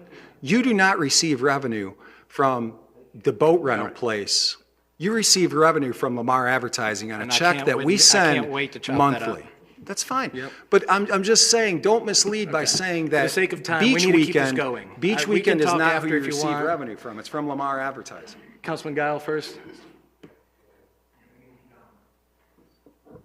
I'm sorry. I do have a question, and it's to reiterate something that I agree with Councilman Hebert. But if we vote no, we don't want to do this. All signs, what do you do with the rest of the signs? They remain. They remain. So if the goal is to remove signs, they remain until they become structurally unviable or structurally impaired in some way, shape, or form. But according to you, you have the right to do the maintenance that's painting to prevent the rust from deteriorating the metal itself. If for some reason we have the impression that that's not allowed and we try to stop that, what's the next step? What do you guys do to retaliate if we tell you you can't paint them? Or do you hire a lawyer and go after us from that? First of all, they have a lawyer here, but second of all, why don't we let staff answer some of your code questions, if you don't mind? Because Steve has been sitting there very quietly, but what we're trying to explain about the code, he deals with every day, so maybe he can just explain what is meant by the code. Yeah, so the maintenance, yes, that is allowed, because if the city doesn't allow maintenance of a sign, that could be considered negligence. However, in this conversation, what I'm observing is when the term structure is being utilized, and please correct me if I'm wrong, but it seems to be focused on the pole, the monopole that is there. And while that might be the main structure that holds up the sign, behind the sign face there is structure. And if that is damaged or destroyed, they cannot replace it as well. So while the pole itself is a massive piece of steel, and will likely outlast everyone in this room and 10 generations and beyond, there are other structural elements to these billboard signs that I'm sure if you've driven down any highway anywhere in the United States, you've seen them collapsed or fallen over. And that's the structure behind the sign face, that if it is destroyed, then it would not be able to be replaced. So, any other questions on the code? None for me. Councilman Bagby? I'm not finished with my session. Go but ahead. That was my last question on the code. All right, go ahead. So, right now, we're looking at a tremendous number of signs on 98 currently, right? Most of that is not in the city of Destin, but it's in Destin. It's not annexed into our city limits. But we still see numerous signs out there that we have no control over. Now, we keep talking about this 20-year plan. In 20 years, council, I don't care, hasn't done anything to reduce a single sign in the 20 years that they've been here. They're waiting out. They haven't done, and as far as the comment about the cell phone, I made a compound comment about cell phone and vehicles that can talk to you, but it's great when somebody singles out one portion of that to try to fit their little agenda, their propaganda. But, so what we're looking at here is, right now, we have an opportunity to reduce signs now. And if we vote against it, then we just got to wait everything out and try to figure it all out. That's all I wanted to understand. Thank you. Thank you. Thank you, sir. Councilman Bagby, final thoughts, and we're going to get this going. Thank you. Yeah, because we've hour and 20 minutes almost on this. And I understand it's a big issue, and people are passionate on both sides. I think you and I are passionate on one side. And I'm not going to get into all the counter arguments or anything. But I will say this, the previous council that voted to amend the ordinance did get rid of the signs. We knew, and we were advised by our council at the time, Jerry, okay, that we could not outlaw and demand that they be taken down because they have rights, their customers have rights, they have lawyers, and we would lose. But what we could do is, as the Chinese have learned so often, time cures all problems. And what we could do is say, you can't structurally improve them or repair structurally. You can change the face or what it's advertising or whatever. You can paint it. But structurally, eventually that steel's going to give way, or a storm's going to come and it's going to blow the substructure that the signs rest on, and then they'll have to take them down. So you just wait. And that's what we did. And sometimes, things take time up here. Sometimes they take too much time. I agree with you. The park on the harbor should have been done a decade ago. All right? There are a lot of things but that's the nature of government. It takes time. And eventually, we will be rid of all the signs, either because technology in our glasses or a little chip in our brain or whatever, not just cell phones or cars or whatever. That's the direction we're headed. Eventually, the signs will be gone, and we'll have trees, and we'll have sky. What my concern is, undoing, we're at the goal line. We've been working for 15 years to get and cross the goal line, and all of a sudden it's like, nope, we want to do something different because we haven't scored a touchdown yet. Patience is a good thing sometimes in public service, in public government. And you got to vote on what you want the town to look like. The one thing I would say is, and I appreciate your motion, because I do believe that if we're going to pass something, you ought to know exactly what you're agreeing to, and it ought to be in print. And because we haven't really discussed the contract. We've talked about our vision. We've talked about how much, a lot of things. We haven't talked about how much revenue you're actually seeing. My question was 180,000. Is that the value of the 10 seconds each you're giving the city? Okay, so you've got 11 more sides that you're going to be doing, 6 times that at 10 seconds apiece. So that's 6 times 10 times 180,000. Good for you. This is America, and I want people to make money. But we didn't get in the contract. We didn't get in all this other stuff. We're having a philosophical debate up here, and I get, safety is important. And I get aesthetics are important, and the vision we have for this community are important. I don't want to table it because this is kind of like the pickleball courts. And I said, just build some dang pickleball courts, and I didn't realize they'd get quoted in the paper. And I got some pushback from that, but, it's time for us to decide what we want this town to be like. And so, you can make your motion to table, and we'll probably table it, and we'll come back, but at some point, we got to decide what we want this town to look like. Ray, can you repeat the motion that's on the table? Substitute motion? Substitute motion was to accept the proposal of removing 6 billboard sign, converting 6 to digital and 1 static.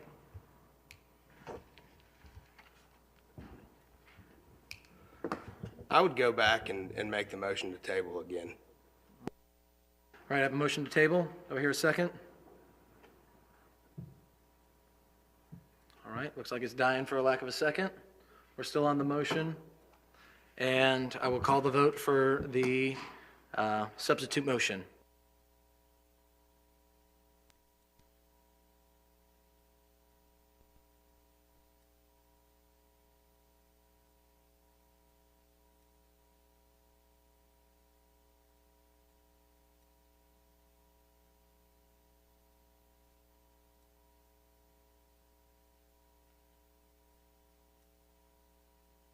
Ayes have it 3-2 with 1 abstention.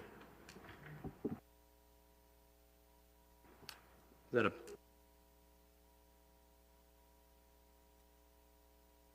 All right. I take that as a direction for us to work with the county staff to finalize an agreement. City, and Excuse me, I the apologize. agreement has not had legal review, so we will deal with that. So this was a philosophical approval, not a contract approval. The contract will come back to council. Okay? Yeah, thank you. All right. Thank you for the patience. Thank you for the insight. All feedback was appreciated. I appreciate all of you. I look forward to working with you all in the future. Thanks again. All right, thank you. All right, moving on. After a long 1A, public comments are done. Consent agenda. Do I hear a motion? Motion to approve as is. Motion and a second. I'd Stephen, like- is this on that? I'd like to pull A and B. Okay, retaliation. All right, here we go. Actually, and also I wanted to pull C. All right, we're doing them all one by one. 3A, come at me. It's not just about 3A, 3B, or A.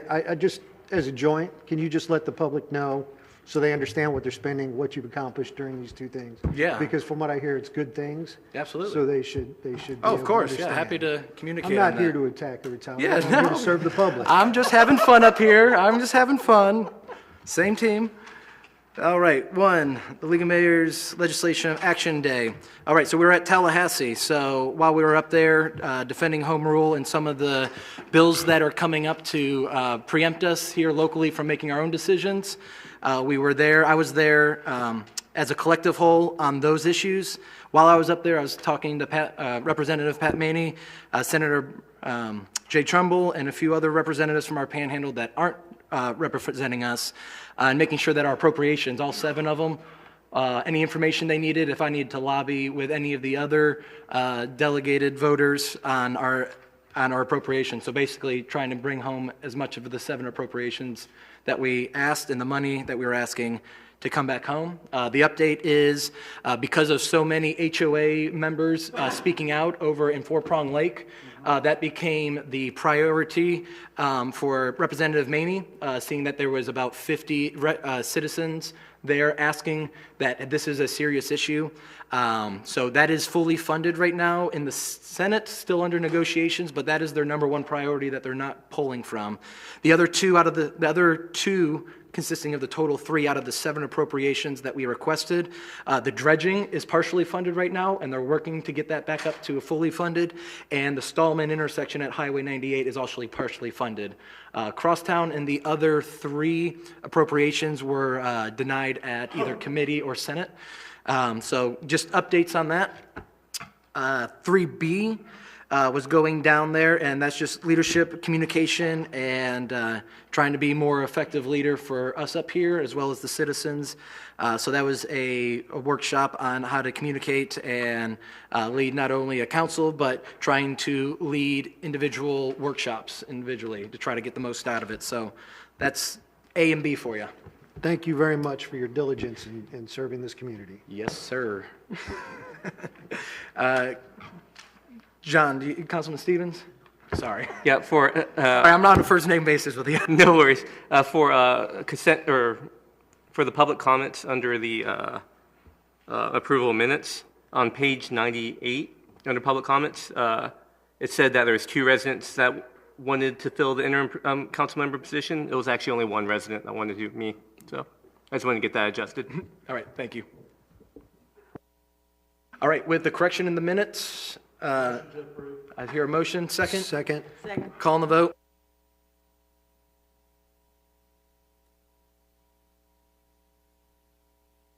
All right, ayes have it. So moved. City Manager, Mr. Zinguzzi. Thank you, Mayor. Good evening to you and the council members.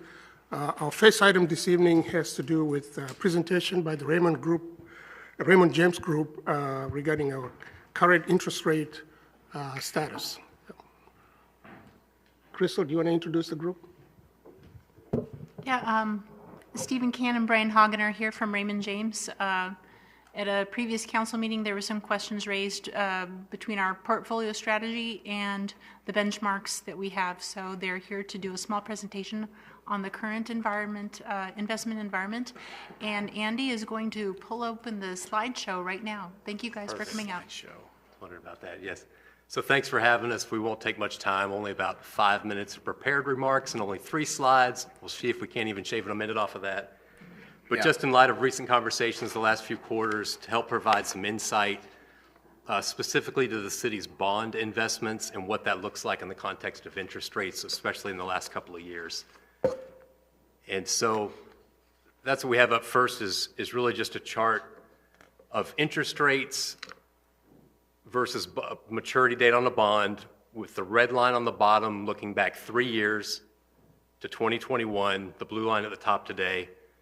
The 3-year time frame is significant because on average, the bonds that are invested for the city have a maturity of about 3 years. Although we have bonds maturing every month, some are shorter, some are longer. It takes about 3 years for the bulk of the portfolio to mature.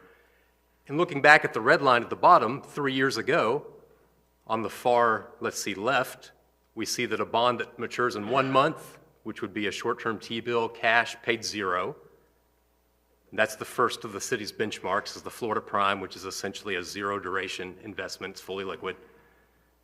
Moving out to the 1-year point, a 1-year treasury was available again at near 0. That's the second benchmark for performance standards at the city. And looking 3 years out, where we buy bonds on average, it was a rate slightly better than 0. And we joked at the time it wasn't much to brag about, but it was about 100 times better than cash. And in that environment, it's easy to outperform. We did outperform, although the numbers aren't that thrilling. And that's what we would refer to as a normal interest rate environment that we're all used to. A longer-term debt will pay more. A 30-year mortgage would have a higher rate than a 15-year mortgage. And in that environment, the numbers weren't great, but the performance was good. Fast forward 3 years, the blue line on top is today's current interest rates, and there's really 2 takeaways from that line.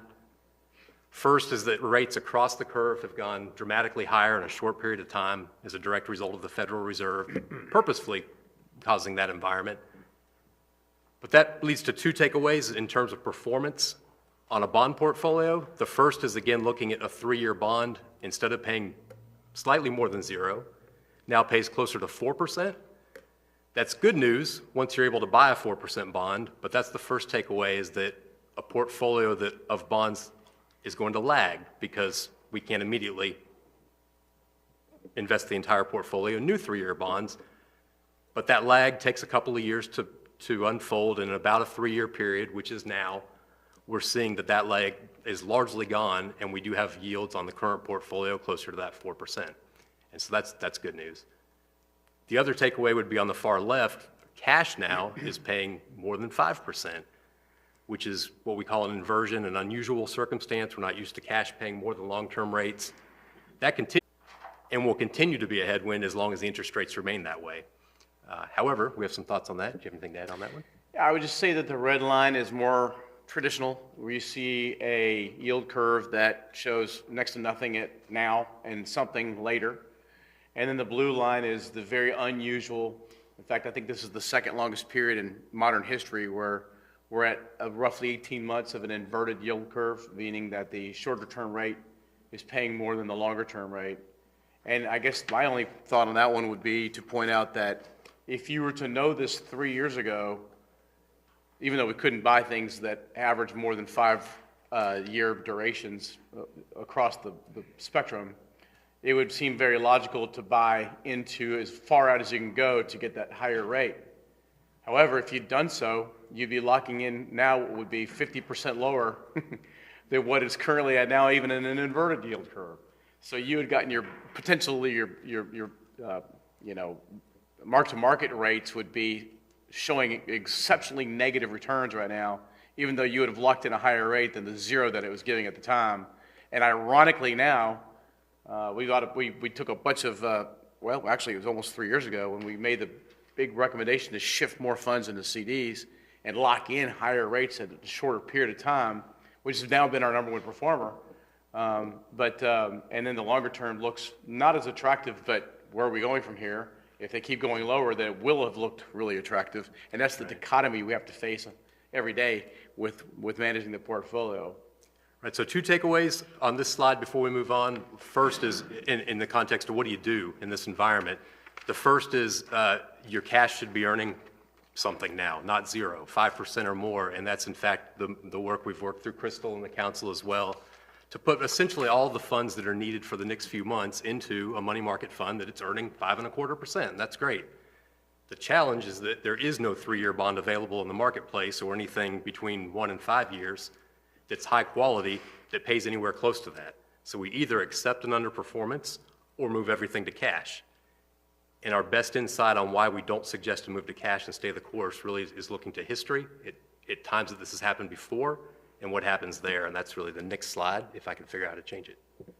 All right. Hey, look at that. All right, so this next chart is looking back 10 years to 2013 on the left, up to today on the right.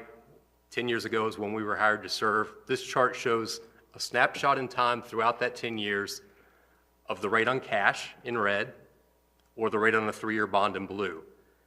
And there's a few takeaways here. First, on the far right, we see that the cash rate is higher than blue.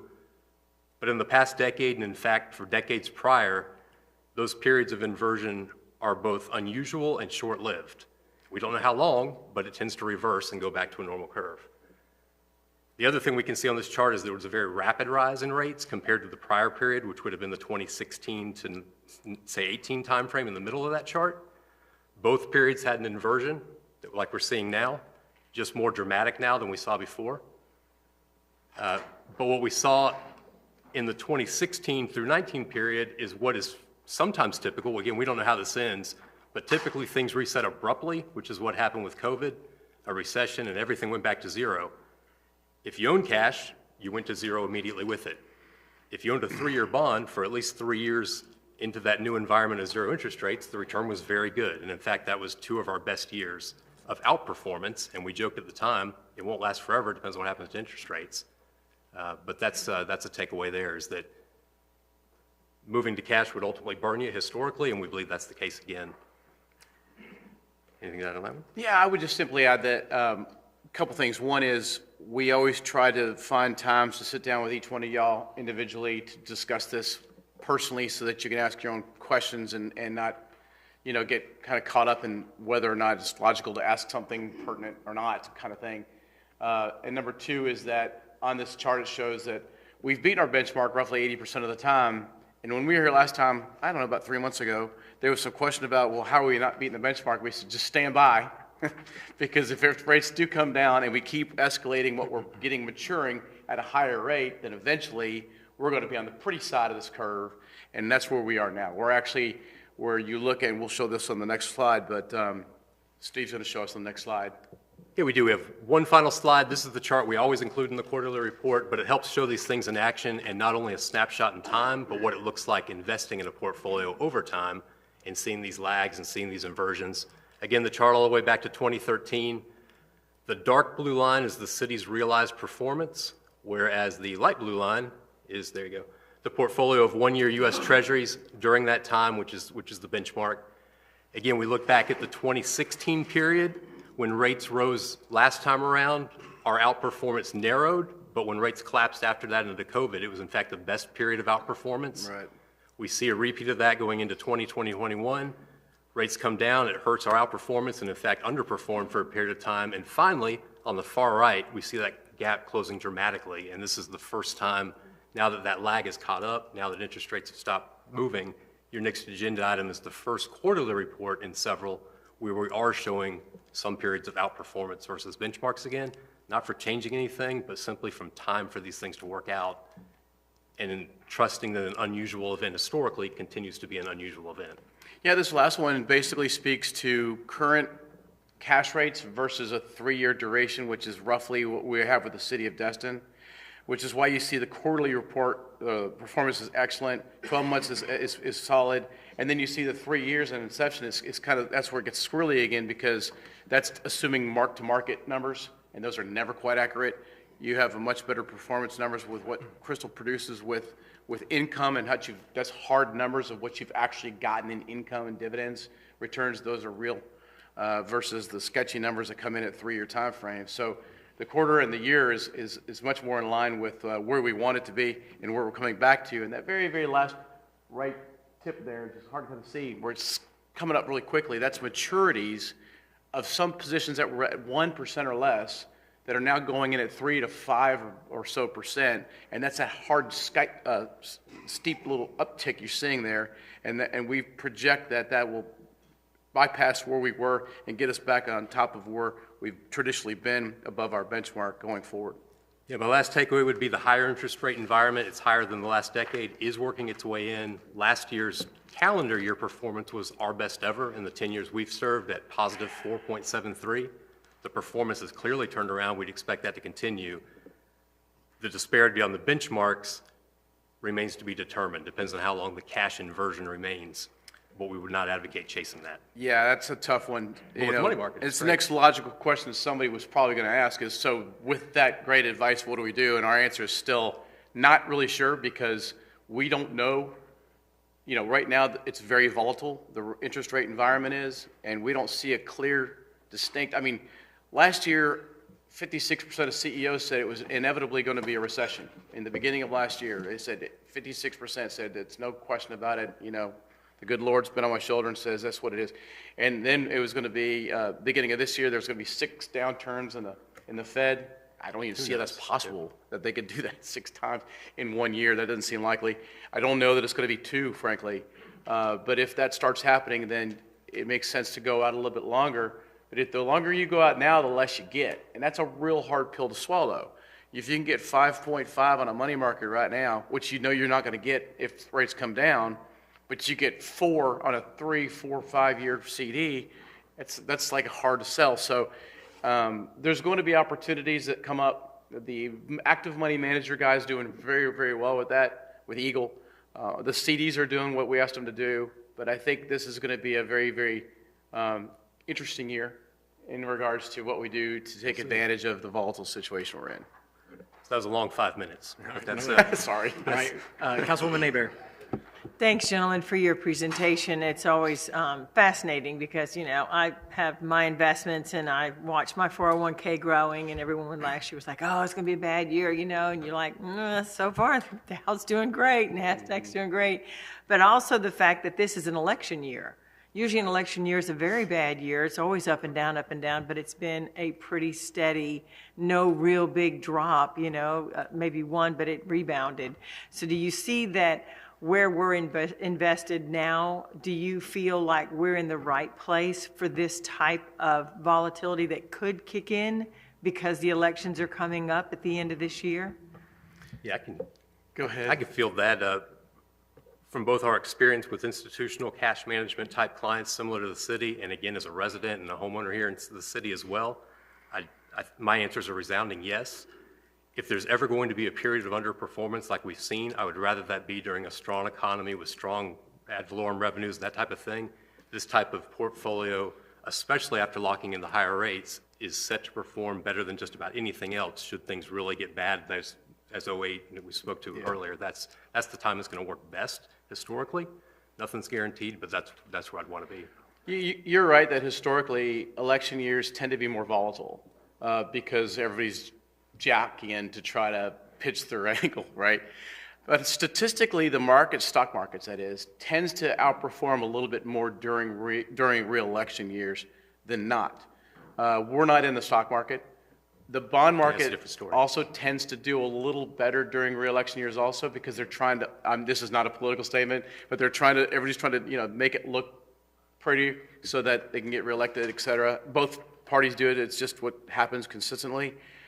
I would simply add to what I said earlier, which is this is going to be very uncommon, and we're just going to watch it extremely closely and make sure we're on top of it to the best of our ability. Well, we appreciate what you do, and thank you for working with Crystal. She is our rock star. I don't know how we found this wonderful woman. Right. And she is a savior to the city, so we love her. So thank you for all the help you give us to help us be a successful city. Thank you. Our pleasure. Our pleasure. All right, not seeing any other comments? All right, thank you, guys. Thanks, Scott. Thank you. Take care.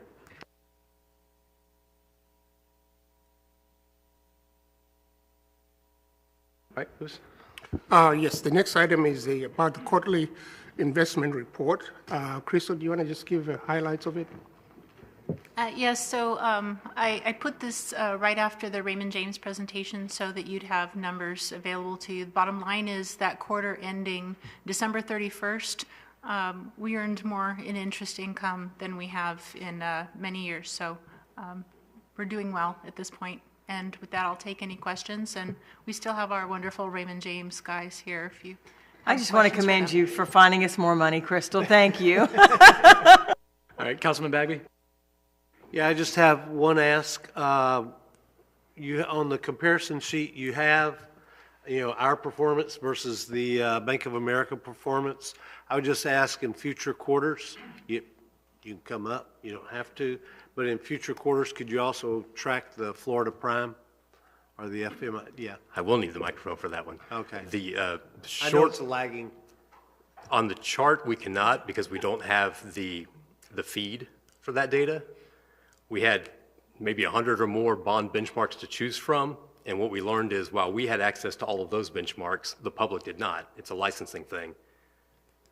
So the Florida Prime was a good publicly available proxy, but does not feed into our systems. So we kind of tried to find the best balance of things that could be publicly validated versus what we can show on a chart, but we don't have that capability, basically. Okay. Can you just give us another chart with Florida Prime's performance? We're trying.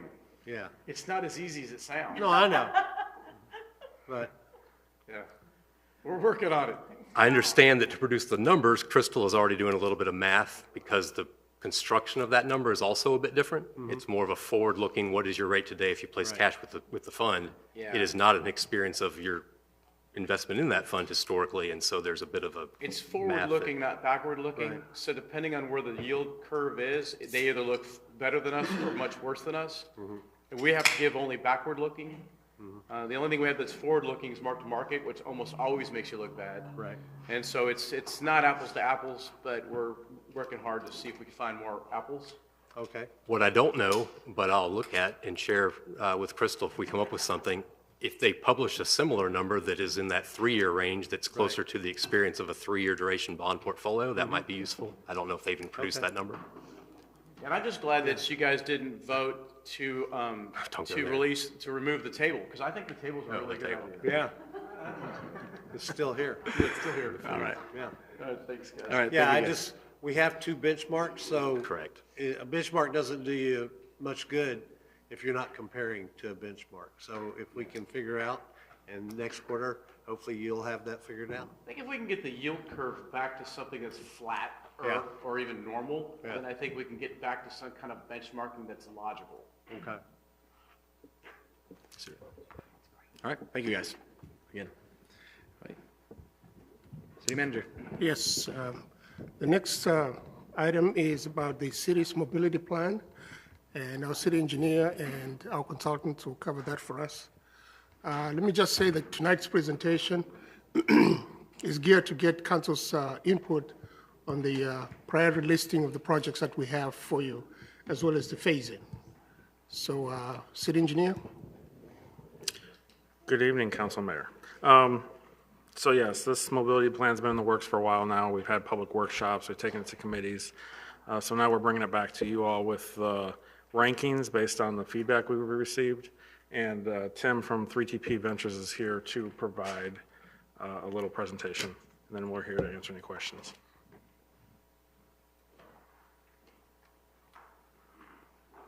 All right, good evening. Yes, I'm here to present the update on the mobility plan.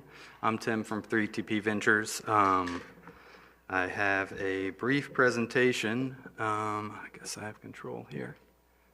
All right, so the agenda for tonight's presentation is to present the project prioritization that we developed to get feedback on that prioritization from you all, and then to highlight what the next steps are for us to get the project wrapped up. So the purpose of the plan, this is just a little recap of what the plan is. The plan is really to look out for a long-term vision of what the future transportation network in the city of Destin should be. Also has the goal of identifying some of the safety issues that are affecting the network today. And then the overall theme of the transportation network is to increase opportunities for walking and biking. And then these projects will work to develop the mobility fee, which is essentially an update to the transportation impact fee, so that future development will be paying their fair share of the needs on the network. So we have a draft plan. This is a pretty picture of what it's going to look like once we get it turned out. The key issues that we looked at the very beginning of this project, which was over a year ago now, but we took crash data, we did a level of service analysis on the roadway network and the multimodal network, and we also did a network inventory of bicycle and pedestrian facilities to kind of highlight what the gaps were on that. So the projects that were developed, we broke them out into categories, 5 categories, the categories being the continuation and completion of what the Crosstown Connector Network was originally envisioned for the city, new street connections that make some areas of the city more connected, meaning the trip would be a shorter length if you had an additional connection in the network, bicycle, pedestrian, multimodal projects, and community parking. And the last is the intersection enhancements, which really focused on that element of balancing mobility and moving vehicles and safety of the users on the network. This is an overview map of the projects, which we showed at throughout the public input portion of the exercise that I'll go through that helped us create the prioritization. So the prioritization process included 3 inputs. The first input was a benefit score that we developed using the data that we had collected at the beginning of the project. The second element, which the council has sent us to get further input from the public, we did a public workshop in August, compiled that information into a score that also went along hand in hand with the benefit score. The final piece of the puzzle was the advisory committees provided us input. We basically went to the LPA, Parks and Rec Committee, and the Public Works Public Safety Committee and said, hey, of these projects, give us your 14 top projects. And so we collected all of that data and basically did a yes or no comparison to add to the two scoring elements.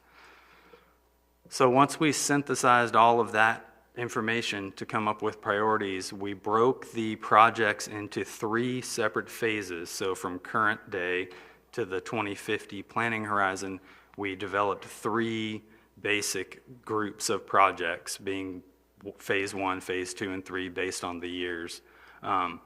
Really what we're trying to do is create a logical break when we are coming up with the mobility fee, because the fee is going to be based generally on the years that the projects are going to occur. So knowing when they fall, that's a key element to coming up with the fee. You can see here they broke out in similar dollar amounts of total cost, and you can see the breakdown of bicycle, pedestrian, the new street connections, community parking, and intersections here. And this information was in your packet. Hopefully you got it. I'd be happy to answer questions about it once I wrap up the presentation. Go back to it. And then, so what we have here is the top priority projects that we came up with based on those 3 scoring inputs. The benefit score, which is an analysis, public input, where we just put the projects on the wall and let the public score them with dots. And then the committee inputs, the 3 committees listing what their top projects were. So,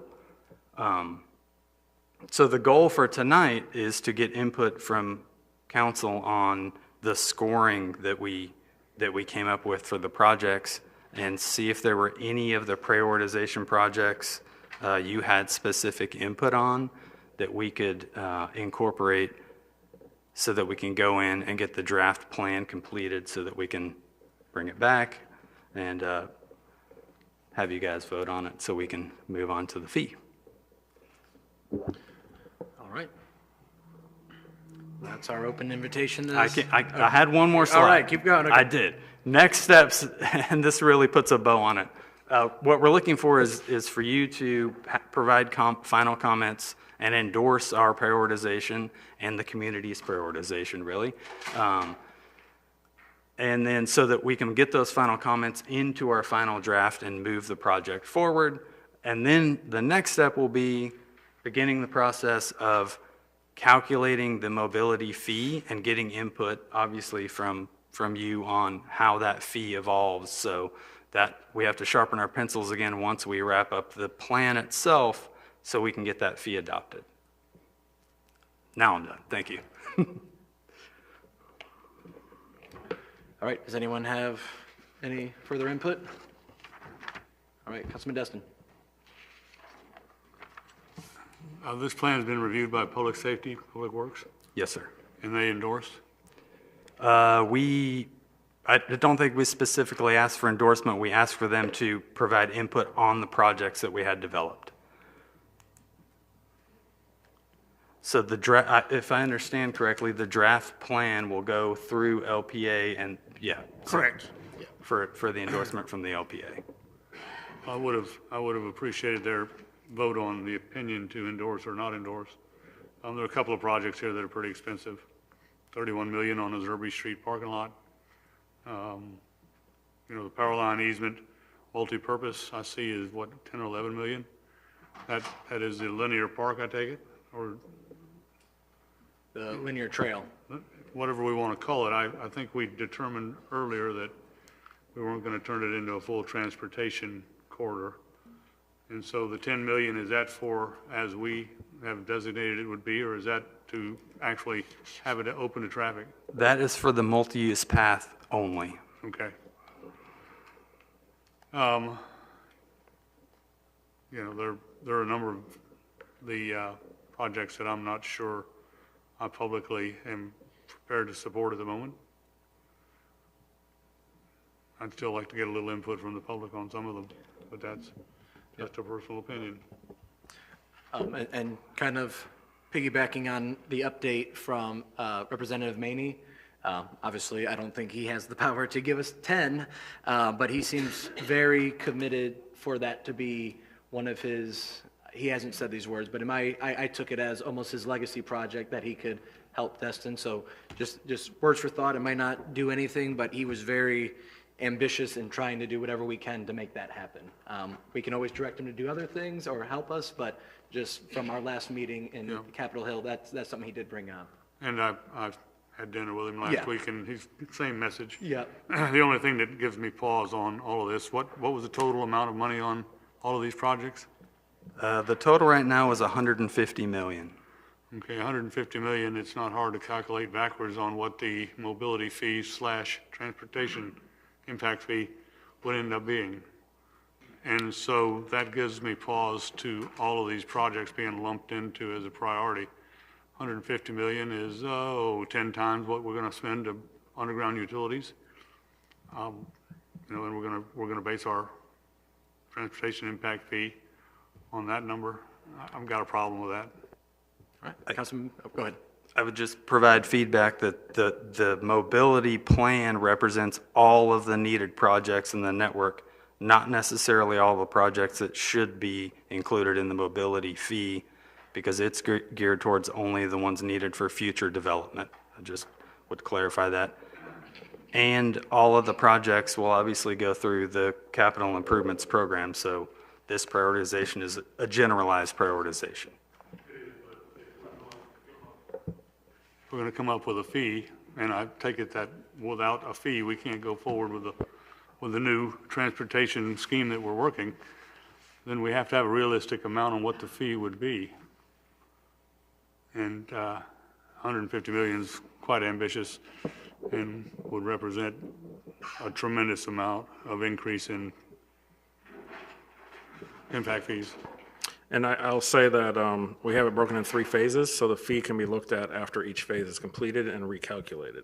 So right now, phase 1, the way that the priorities is laid out is like 61 million. So we're asking tonight for, are you guys all right with phase 1, the projects that are in there, or do you want to bump some of those projects to phase 2, or take some from phase 2 up to phase 3, and just kind of give us some direction on what phase 1 should look like, and then we'll come back with the fee schedule and all that. And I get that part. I guess somewhere along, if we're going to make an motion, I'm going to make a motion to set a public hearing so people can come tell us what they think before we commit ourselves to spending 61 or 150 million or whatever it may be. So we'll get there in a minute, I suppose. All right, Councilman Bagby. Yeah, I guess my point is, and I think Mr. Destin was making it to our fellow council members, this, you can pull priority project number 12 and move it up to 8, and you can put 2 and move it down to 45, and you can change the phasing and everything. But what this boils down to is dollars. And, you know, if you haven't been, as I told the staff earlier today, through 3 or 4 of these processes where we were going to do multimodal training, and now we're going to do a mobility fee, and we're going to do we have to figure some revenue stream out. There's nothing that precludes us from breaking this into 3 phases, or 5 phases, or 7 phases. There's nothing that says we have to keep that parking garage there. I don't know where you are on the parking garage, but, you know, $31 million on phase 1, I just kind of zoom in on that. And, but if we want to do these improvements, we have to have money to do these improvements. We're going to find out the same thing with the R&R fund. You know, when we get to the visioning session, the only thing I asked the staff to provide for the visioning session was, what are the dollars we're talking about for the R&R fund? because everything we're doing now is coming to a head, and somebody's got to pay for it. And we can stretch this out over 50 years and do 10 phases, put 5 projects in each phase, and it's $3 million a year or whatever, but we have to have a revenue stream, just like we identified a revenue stream for the undergrounding, to do the projects that the public and the committees have told us, you know, this is the priority. This isn't the priority I would give you. You know, if you were asking me for a priority, I would do the intersection at Stallman and 98 would be my first priority, just because I want to put tunnels under there, but I've been wanting to put tunnels under there for 20 years.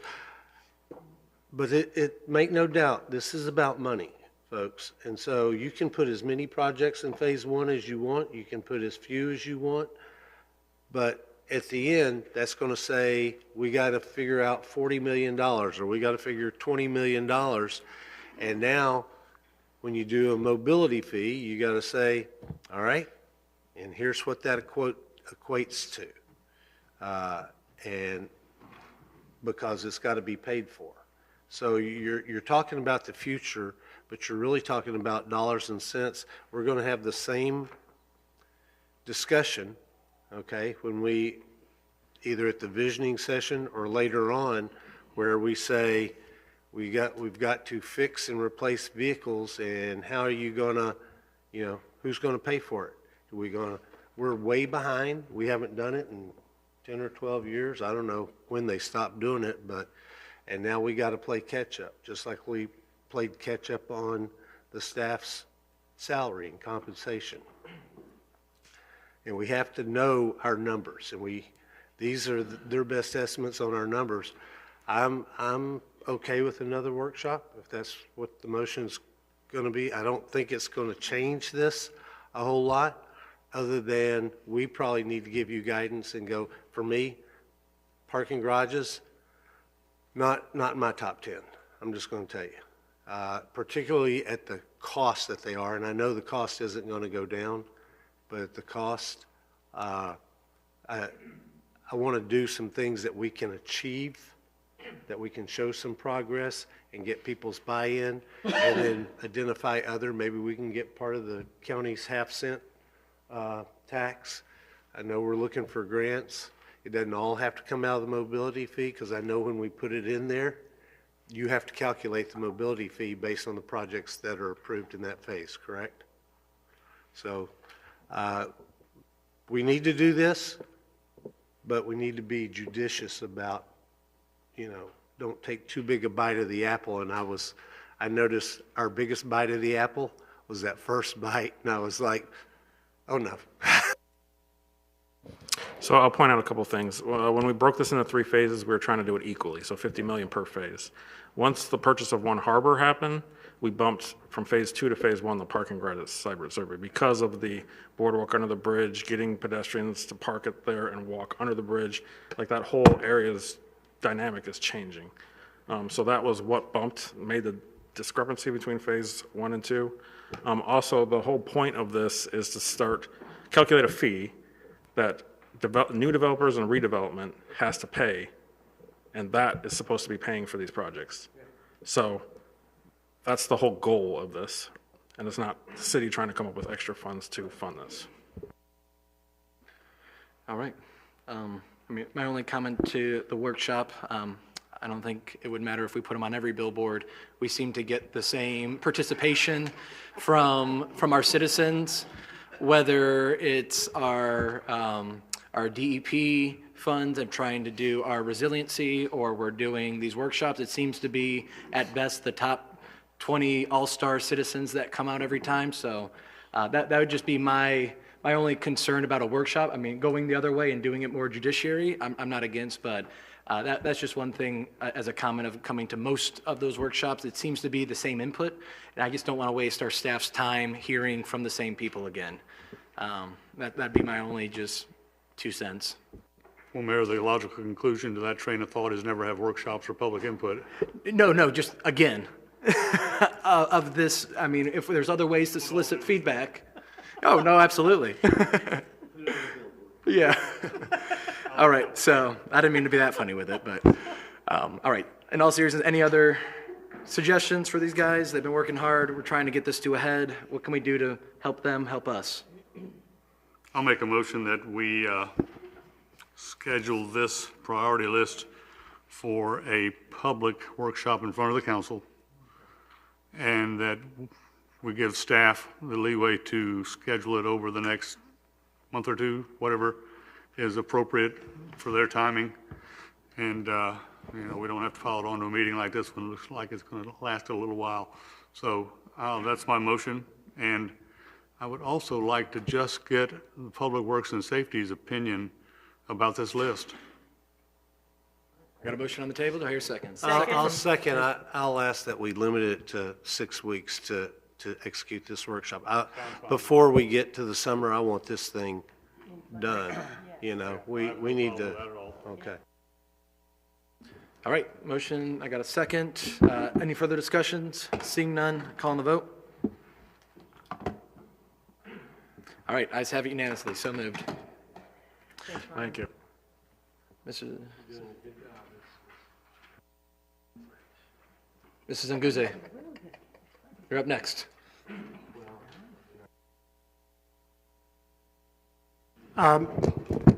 The next item has to do with the TDC request for the city to provide its proposed expenditure plans for the promotion of tourism in the city.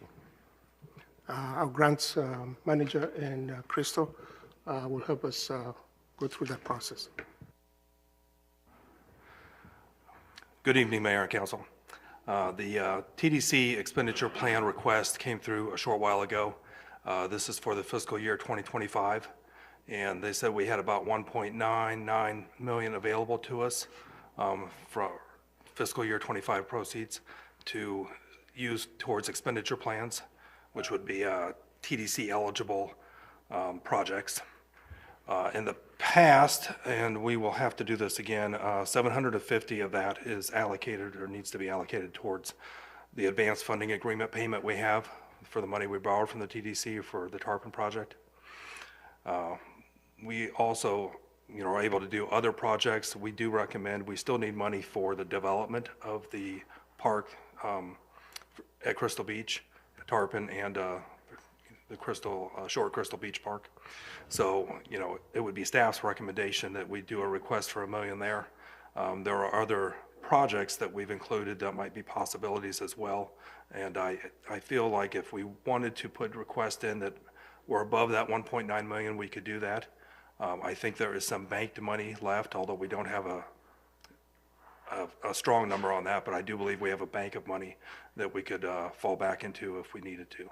So we could exceed that $2 million amount. So I'd be glad to have a conversation and answer any questions you might have. All right, first, Councilman Stevens. Yes, I got a question about the additional lifeguard costs.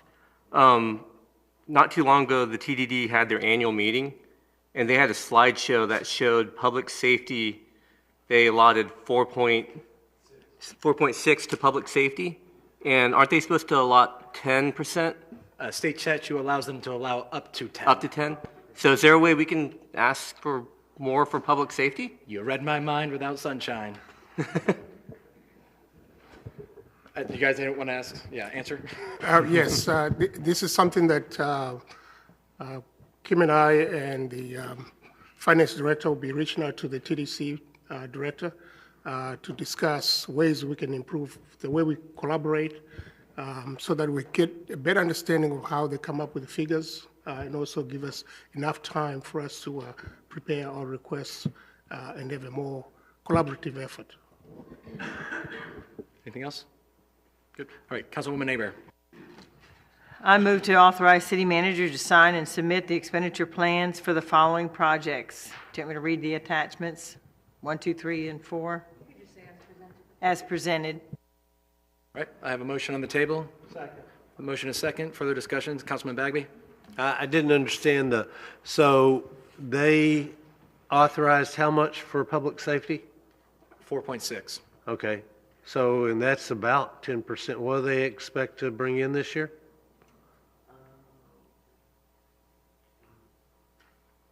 That's 4.6%. Right, Bobby? No, they're not bringing in 100 million. Nice try.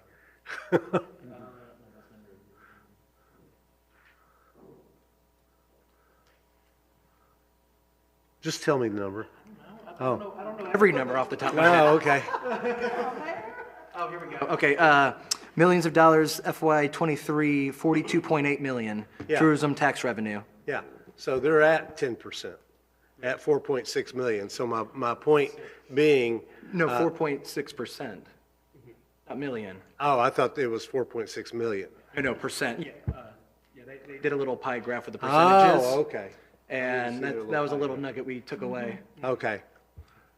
So TDD rep, why did they approve? Why did you let them approve 4.6%? We've had discussions. She's coming to speak to council. Ironically, this has come up before the week she's supposed to come talk to our council. Okay, so 4.6% of 46. I'm sorry, 0.7. I don't want her to come back and correct. I'm sorry, 4.7.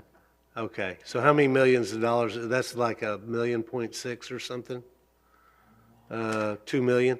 So that is for the sheriff, that's for the sheriff and the lifeguards, right?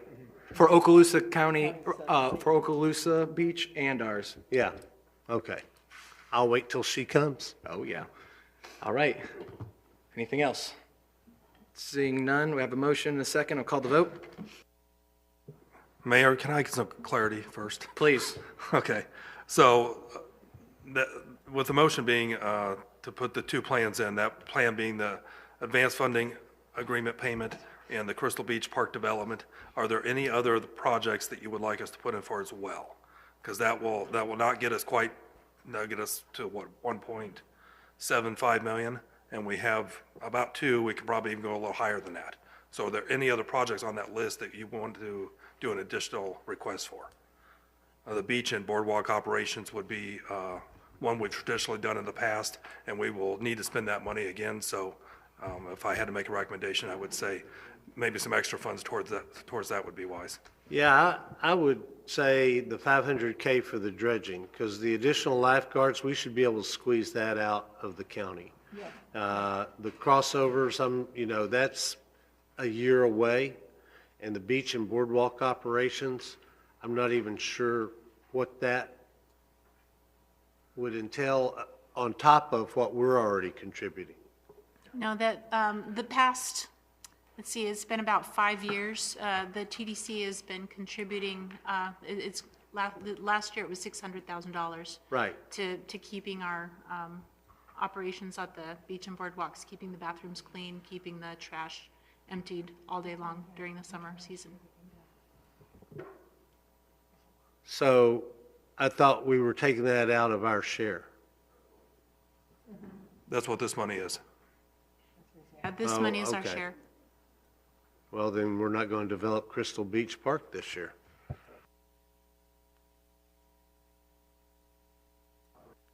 So just to also clarify, the Crystal Beach and Tarpon Beach, that interlocal agreement we signed with the Board of County Commissioners, they've taken the lead on it. They're the ones who've hired the contractors who are doing the design. They're also going to be hiring the construction contractor, so it's really not within our ability. When the bills come in, I have to pay them. I don't have an option to tell them to, maybe Lewis can talk to them and ask them to slow down, but it's not all in our hands, if you understand. We're not the leaders on those projects, but we signed that agreement that we would pay our part. And they come in as they come in, so there's really no calculation. Can we add that monies to that TDC offer? Well, that's the top. That's one of the top 2 items that I recommended, just to meet the interlocal agreement that we signed. Jeff? I think we could put in for all 3. And with the bank, money we have in the bank now, I think it's between 500,000 and $1 million. So I think there would probably be enough money to do all 3 of those. Can we push for that then? Let manager work with them and push for that? Absolutely. Joe? All right, so we're in the awkward situation where I got a almost nearly locked-in vote with a little bit of addition. Is that more guidance at this point? Are you? I done lock it. Okay. It's locked. Go ahead. Yeah. Did you- Yeah. Yeah. they're Yeah. gonna take care of it. I'm good. All right. Yep. What was the last suggestion? Give- Do all three? Can I ask a question? I thought they had the lead on Tarpon, but we had the lead on, or vice versa, I'm sorry. I didn't think they had the construction lead on both the beach projects. I believe Did I miss something? We can clarify that out, but I thought they do. They're the ones, they hired Baskerville Donovan to do all of the design, and that's just part of the interlocal agreement, but we can double check the agreement. All right, so ayes had it, so moved on that motion. All right, City Manager. The next item is about our resilient plan. Sorry, that's what the request from Department of DOT, for comments on the proposed 98 and Palm Street intersection improvements. Yes, this is kind of just informational, but if you want me to say anything, request anything to DOT from this, I have to respond to them by next week on this plan. So they have done some analysis. The analysis triggered the need to install a signalized intersection at Palms Street and 98. So they provided plans and want our feedback on it. And essentially, the easiest one to see is this one. Heading eastbound on 98 on the south side of the road, they're proposing to add a right turn lane. Obviously, that'll help keep through traffic going while people are slowing down and turn right. And then on the left turn lane to turn south, they're going to widen that turn lane and lengthen it, which is getting more cars off the through lanes and stacking into the left turn lane. And you can see that between these two split sheets. Andy, can you jump over to this signing and marking plan? So we took this Public Works, Public Safety last week. Their only comment was ask for a landscape plan. So we're going to ask for that. Engineering's only comment is, this is their proposed striping plan for the intersection, is have a crosswalk on all four, not just three. So those are the two comments that we're going to take. Well, actually, there's a third one we're going to add, is with the north-south Matty M. Kelly connection, like in the horizon of something to do, and that'll cause a signalization at that intersection. Have DOT aware of that and have them compare that need with this intersection and see, since they're so close to one another, what changes might need to be done at this intersection with that in mind of what's going to happen in the future. So that is what they're proposing right now. So if there's anything you guys want me to add to the list that I need to get them next week so they can keep moving forward, that's what I'm here for. All right, I'm seeing crickets. Okay. Ryan, your job's very important. There's a crosswalk, pedestrian activated crosswalk just to the east. How far is that? And is that going to stay there, or are we going to? Is this in front of Big Kahuna's? I believe so. Yeah. No, that's further, yeah, it's right there in front of Big Kahuna's. I can mention that to them as these start getting developed out, the intersections get built out. I would anticipate that eventually the mid-walk crossings will start to go away, forcing people to walk and cross at intersections instead, which I think that will help the overall flow down 98 once you start cleaning that up and not having so many stops just for pedestrians. Yeah, that's really my point is we keep hacking this thing up about 20 times and, we don't ever remove them. Then it's hard enough, although they have done a much better job synchronizing the signals, yeah. But. Okay, so I have a bonus now. All right, Andy, can you go to the next? We have bonus material. So last Thursday, they actually came back to me again and said, hey, by next week, we need some feedback on another one. So I've already brought this to you all. for 60%, this is the 90%, and this is not in the city of Destin limits, it's Danny Warfel Way. So this is kind of more of a, if you have any feedback, I can give it to them, but public knowledge, hey, this is going to be happening soon. So they're looking to go out to bid in summer to do mill and overlay the entire stretch from 98 to Mid-Bay Bridge. So I don't think they have an overhead view. Ah, here it is. It's nothing fancy. It's just a mill and overlay, but that is coming. Like I said, it's going to go out to bid summer of this year. So that's just kind of for everyone's information. Wait, okay. It's going to go out to, as somebody that lives in Crystal Beach and drives that highway every day, multiple times, is it going to go out to bid or is it going to be done during the summer? The only thing they said in their emails is going out to bid in the summer. Okay. So that can be my feedback to them. Yeah, Hey, let's put this construction in the off-season. You know? November. When do they anticipate construction to start would be my question or feedback, based on their bidding process. I know they have a timeline, and I've got to call the District 3 guys tomorrow and go up and see them, but if you have that, let me know, please. Will do. All right, that was it for the bonus. Thanks for the bonus. All right, Council. Yes, the next item is an update on the current resilient grant that we have from the state. We've received additional funding for it, and grants coordinator will share details on it.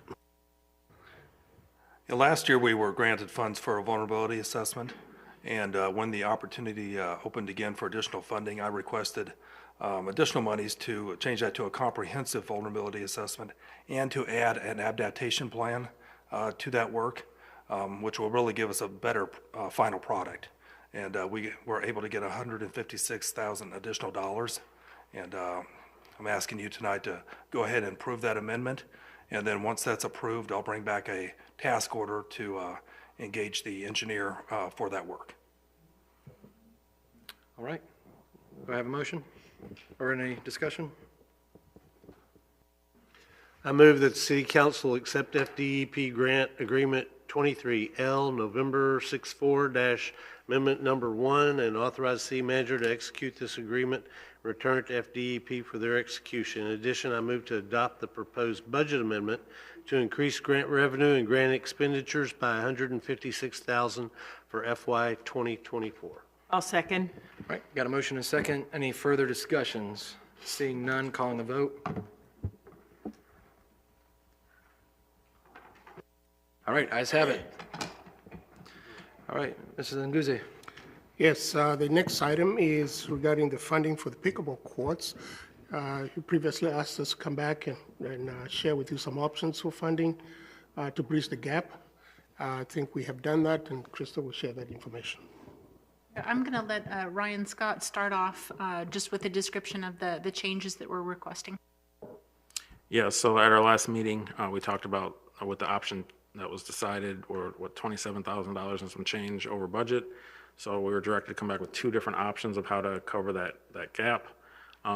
Since then, we talked internally about how to get this project to the finish line. And internally, I don't have the time to manage the construction of this project, so we thought about bringing Matrix online to take this project to the finish line. We have not used them yet since they became a continuing service contractor. At the high end, we're anticipating that to be 30 grand additional, but I believe we can talk them down because that's for them to do the project from start to finish, and we're kind of halfway through everything on that. So the request then was for the 27 plus the 30, and then Crystal has that information. All right, so in your agenda packets, I was only able to come up with one idea, which was to use the excess bank interest that we've earned year to date to cover these costs. But at the last minute, before this council meeting started, another really great idea came up. We had budgeted $60,000 to do stormwater mitigation at Clement Taylor Park. The thing is, that money was Okaloosa half-penny infrastructure surtax money that our council committed to stormwater projects, and pickleball is not a stormwater project. However, because it was a council commitment to spend those dollars on stormwater, you as a council also have the power to change your mind and say, oh no, let's use this on a Parks and Recreation project, specifically the pickleball, since we're not going to use it on that stormwater project. So I just wanted to bring up that second option as it came to me a little late in the game. All right, Councilman Bagby. I move to approve a budget amendment taking the money from the no longer needed stormwater project at which park? Clement Taylor. And apply it to this project for the anticipated construction costs along with the inclusion of Matrix into the project team. Second. All right, motion and a second. Any discussions? Go ahead. Thank you very much. I appreciate that. Just another rock. Well, no, I mean, with these projects that either come in under budget or we cancel because we determine we don't need to do them, we need to reprogram that money before we start dipping into our piggy bank, because that piggy bank should not always be our first solution. Absolutely. All right, seeing no further discussion, call and vote. All right, ayes have it. So moved. The next three items, Mayor and Council, are all informational. Unless you have specific questions on them, staff is ready to answer any questions that you may have. All right. I don't see any. Any announcements, anything? All right. Yes, we do have some announcements, and yes, we do have some. Good evening. There's not many, I promise. We just wanted you to know that we did receive a notice of concern from a citizen about the navigation lights, the red and green lights on the jetties from the pass to the Gulf, and our staff reached out to the Coast Guard and is working on a fix for that. The SRS kickoff meeting with staff is this Friday, February 23rd, and that's, of course, the group that will be working with us on the town center design. Our visioning session will take place on Thursday, February 29th. We also wanted to remind the public that they're invited to the inaugural Captain's Hall of Fame induction, which will take place on Friday, March 1st at 10 a.m. at the Community Center, and 16 captains will be honored. And Tina, who's still in this room right now, wrote a very beautiful article, shout out to Tina, about that in the Destin Log if anyone would like to read it about the captains. And the Destin Library is putting on a 10-week small business workshop starting Thursday, March 7th. It'll be every Thursday evening for those 10 weeks, and it is free, but we do ask individuals interested in that to make sure that they reach out and register for it. Tamara, real quick, what time is the Hall of Fame deal on March 1st? 10 a.m. You got it. Thank you. All right. Yes, thank you. All right, good to go. All right, public hearing. Thank you guys so much for hanging in there with us. Woo! All right, so first up, Hey, Mayor, can we take a 5-minute break? Absolutely. If everyone's dying, I know I keep you guys. All right. Or we're just going to kick the can one more time. All right. Bathroom break, and we'll be right back.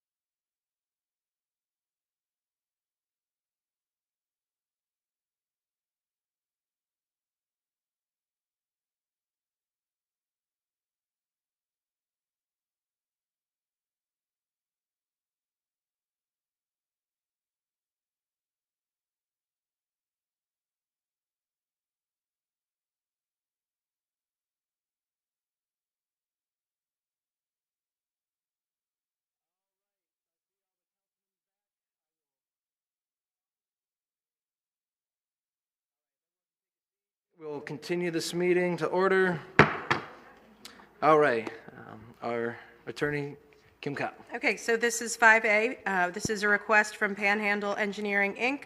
on behalf of Ramanada LLC. They are requesting approval for a major development order, which includes the construction of a 64-unit boutique hotel, along with the associated site infrastructure, as well as separate overflow parking lot for the Sundestin condominiums. Subject project is located at 1035 Highway 98 East, and it totals approximately 9.18 acres. So this is a quasi-judicial hearing, and for that reason, I will ask the city clerk to swear in anyone that plans on providing testimony. Please raise your right hand. Do you swear or affirm the testimony you will give in this proceeding will be the truth? Yes. Okay, from here, I'll ask staff Steve O'Connor to give a brief introduction, and then we will let the applicant make a presentation if they desire. After that, we'll take public input. All right, good evening, council. The background that Ms. Kopp just reviewed is a pretty succinct overview of the project. It's a boutique hotel offering 64 units. And there is a unique aspect to this development in that they are providing an overflow parking lot for the Sundestin development, which is south of Highway 98. This development is on the north side, and that is part of an original parking agreement that was from the original Sundestin development DO back in 1993, DO 9309. So as proposed, they are providing 7.14 dwelling units per acre. The maximum is 24. 16 feet, it's a one-story structure. They're allowed 75 and 6 stories. The setbacks are a bit unique since this is a flag lot.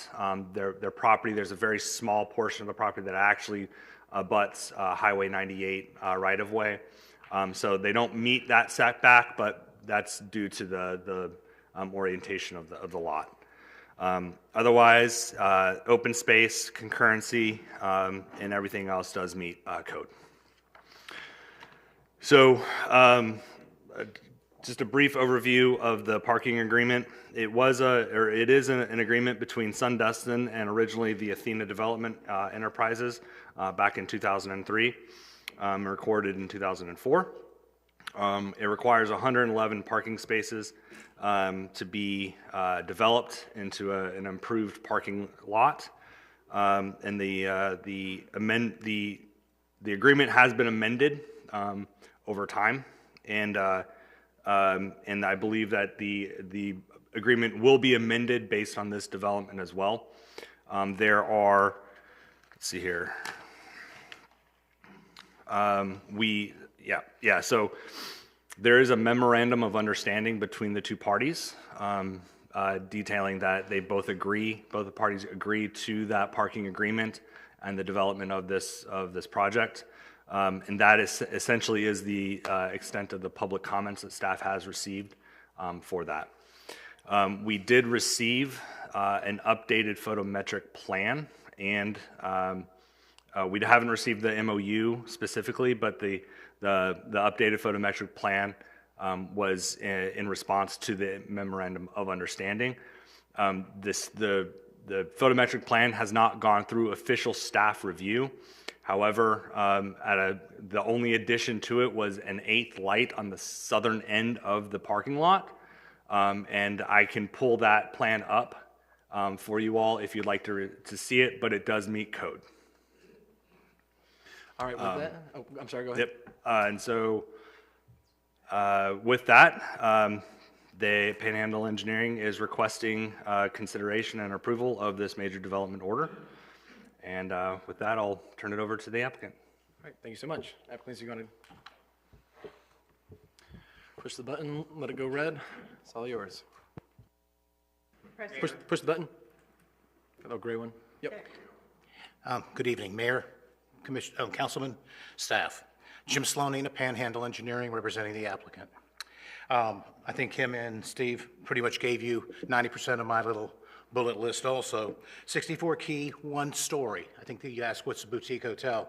It's a 1-story layout. which is nice with no, we have the historical vertical that a lot of hotels have. It's an existing access connection. The road that's there is where the old Chick-fil-A used to be. So we're not adding another driveway. We're just executing the access into the property. We have upgraded the sidewalk to a 10-foot crosswalk and sidewalk in front in accordance with your requirements. So we're upgrading that, have a DOT permit that approved it. The stormwater system, it's a very arid dune area back there. We have a stormwater facility that basically exceeds a 100-year event with no discharge, just because it's sugar sand back in there. So that's nice. I don't always have that. We have public water and sewer through DWU. I have a copy of the executed and notarized memorandum of understanding. I'm bringing it back to the attorney in Panama City to be recorded tomorrow. Just put it on the record. I think everything else has been said. I'll be glad to answer any questions you might have. All right, thank you so much. Thank you. All right, seeing that this is a public hearing at this time, if there's any public comments on this specific issue? Oh, Will there be someone with standing that will be speaking?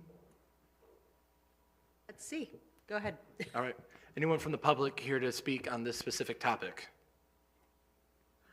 All right. Mr. Mayor, I'm Brian Montague. Please step up first.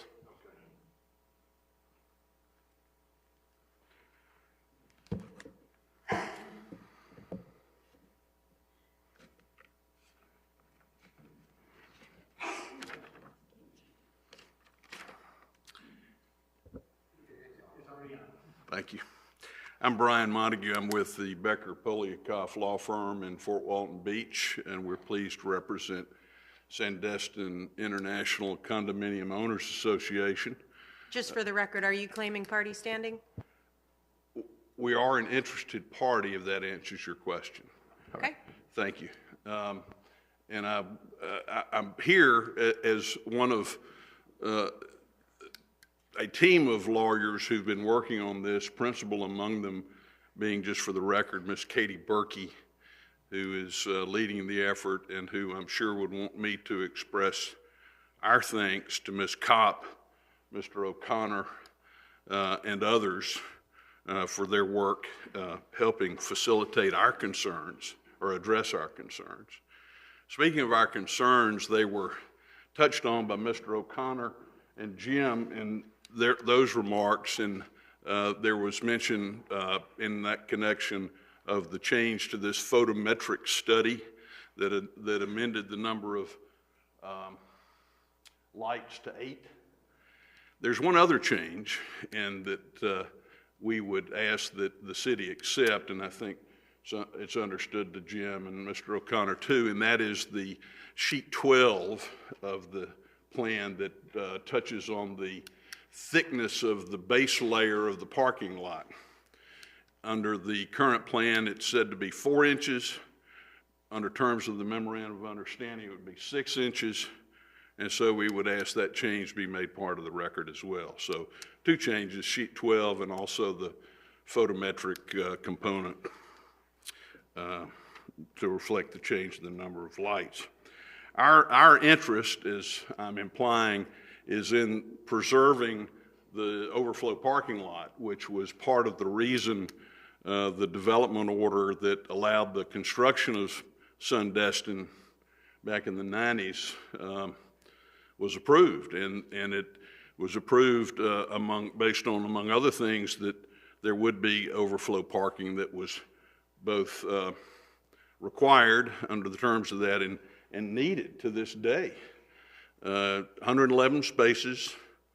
We need it during seasons, in particular vacation seasons. It's sorely needed. So this is very important to us to preserve, and so we're grateful to Ramanada, to you, sir, and to everybody else for helping us hammer out this memorandum of understanding that addresses our concerns and makes our task in coming before you this evening much easier. So as Jim commented, the MOU has been signed, I guess, by everybody. and notarized. And so we have no objection.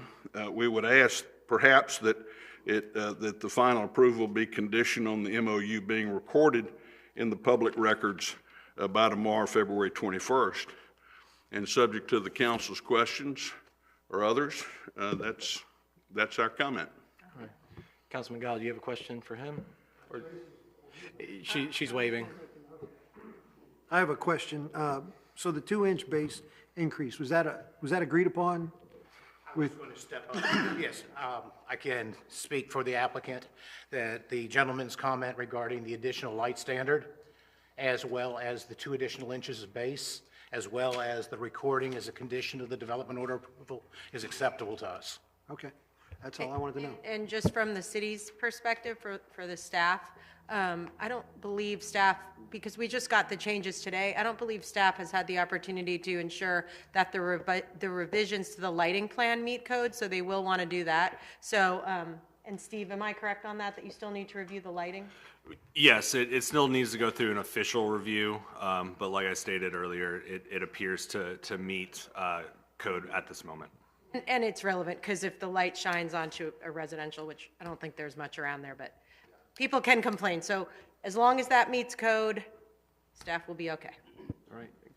And the council could make that condition that additional information meets code. All right, Councilman Bagby? Yeah, I just want to make sure for the record, we're talking about the accessory parking pavement detail is going from 4 to 6 inches because the hotel pavement detail already has 6 inches for the lime rock base, right?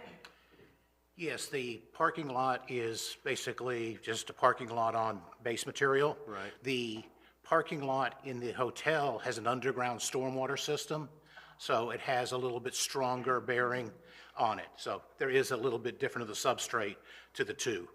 But we are upgrading the thickness of to 2 inches and 6 inches, 2 inches asphalt, 6 inches of base on the parking lot as part of our negotiations. But the reason what it was is referred to as the accessory parking pavement detail. Correct. On page 12. Thank Yes. you. All right, Councilwoman Aber? That being the footprint for the 111 parking spaces.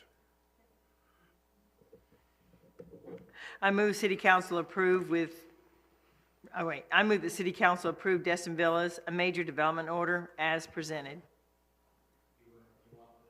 With recommended Yes, authorization, Yes, with all the other conditions. with the lighting that, Yeah. like whatever he's got to do, contingent on approval of the lighting, right? Right, and the MOU. And the MOU. All right, I got a motion. I'll second. And a second. Any further discussions for us? Oh, yeah, I asked, and he was the last to come. Mayor, Yes. does that include MOU being recorded by tomorrow? Yes. Is that? Yeah. All right. The extra light, 2 inches of base. The extra 2 inches of base. Yes, I would be glad to. There's a lot of people who listen at home. There'll be an additional 1/8 standard for light fixture. There'll be 2 additional inches of lime rock base. There will be this document that's fully executed, notarized, recorded tomorrow, and staff is going to look over the photometric to make sure it complies. Yes, ma'am. All right. Seeing no further discussions, calling the vote. Ayes have it unanimously. So moved. Thank you guys so much. We're excited to have you guys here. Thank you. I appreciate you guys hanging in there with us too. Let us know when we can come Welcome to check it out. Destin. Let us know, we want to come check it out, okay? All right. All right, that concludes public hearings. We'll go into our councilman comments. Councilman Stevens. I have nothing except for, I guess, the appointment as council representative to Okaloosa County Public Library Cooperative. All right, do you want to make your motion? Sure, I'll make a motion that, to be appointed as council representative to Okaloosa County Public Library Cooperative. I'll second that. Mayor, Yes. currently, Councilmember King is the alternate. Can we clarify who's going to be primary? I appreciate your Clarify it thoroughness. for you. John Stevens is going to be the primary on the Okaloosa County Library Co-op. I'd say Mr. King's okay with the All right. alternate. Can you add that to the motion? Yes, I'll be primary and Johnny King will be secondary. And I'll still the second that. All right, with the motion a second, calling the vote.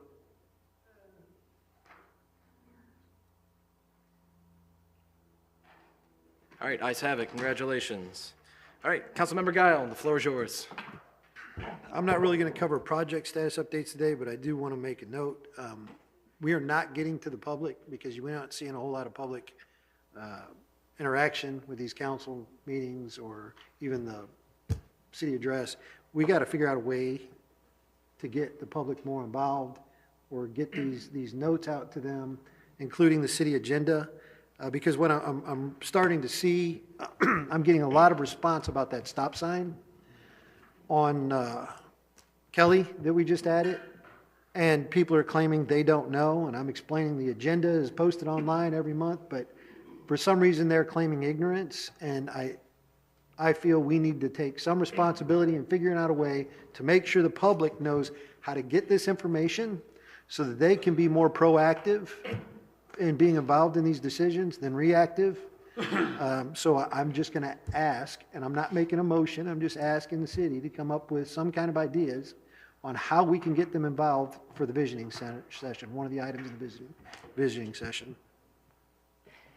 All right. All right, there's 22 people online right now with us, but again, point taken, that's not nearly anything as far as. Yeah, I was just going to add the same thing, not at all detracting from that, since I think we definitely need to do more, but 80-something overall tonight earlier, too. Okay. Right. I would just, Mayor, I'll make just one small suggestion. During my 8 years on the school board, we were able to contact all 35,000 students and parents with text and calls instantaneously. Now that might get a little dangerous depending on what we want to tell them in our text and our calls, but certainly if we could contact that many people, we could get a list and tell everybody what's on the agenda. So just an idea. I love anything that's point to point. And 80 people is 6.6% of our population, less than 1%. Not nearly a quorum. Anything else? Yeah, real quick, could we add it to maybe our social media where we actually have the agenda posted every Thursday with a link to the big pages? Just as it comes out from the clerks? Mm-hmm. Mayor, when we publish the agenda, it sends an email out to hundreds of people also. So. All right, I'll get more to sign up. Good? Everyone good? All right, Councilman Destin, you good? That's all I had tonight. All right, Good. Councilman Bagby. Nothing tonight, Mayor. I'll wait till the visioning session. All right, Councilwoman Abear. Thanks, Mayor. I had talked to Doug Rayner. He's the Waste Management Fearless Leader, and we were talking tonight about a way to update our residents of when trash pickup is, when debris pickup is, and when bulk pickup is, because there's a lot of people, there's a lot of newer residents, a lot of renters that are renting from owners that have left the town. So you drive down Main Street, well, I drive down Main Street, Kelly, and then Cybert, and I'm out of town every day, but you see like bulk, doesn't matter if it's Monday, Tuesday, Wednesday, or Thursday. Then you see a mattress, out on Tuesday when they don't pick up till Friday. Then you see debris, yard debris. People have done, work on the weekend and they drag it out to the street and it sits there until Friday morning, when realistically, if we had a clarification in an ordinance that stated, if you don't retrieve your trash back within, whatever days, it kind of would help code have some sort of, hey, we need to go to the door of these people. Their trash has been out here for 3 weeks, please take your can back. But I know that Waste Management has also discussed trying to do something, and they're going to work with the city to help get some sort of a letter out. And I know the city used to send one out about every year or so, but we haven't done it in a couple of years. So I know there's something on file, I just don't know exactly how it's labeled, that we should push back out to our residents that updates, this is when the trash is picked up, this is when your trash and recycle is picked up, this is when debris is picked up.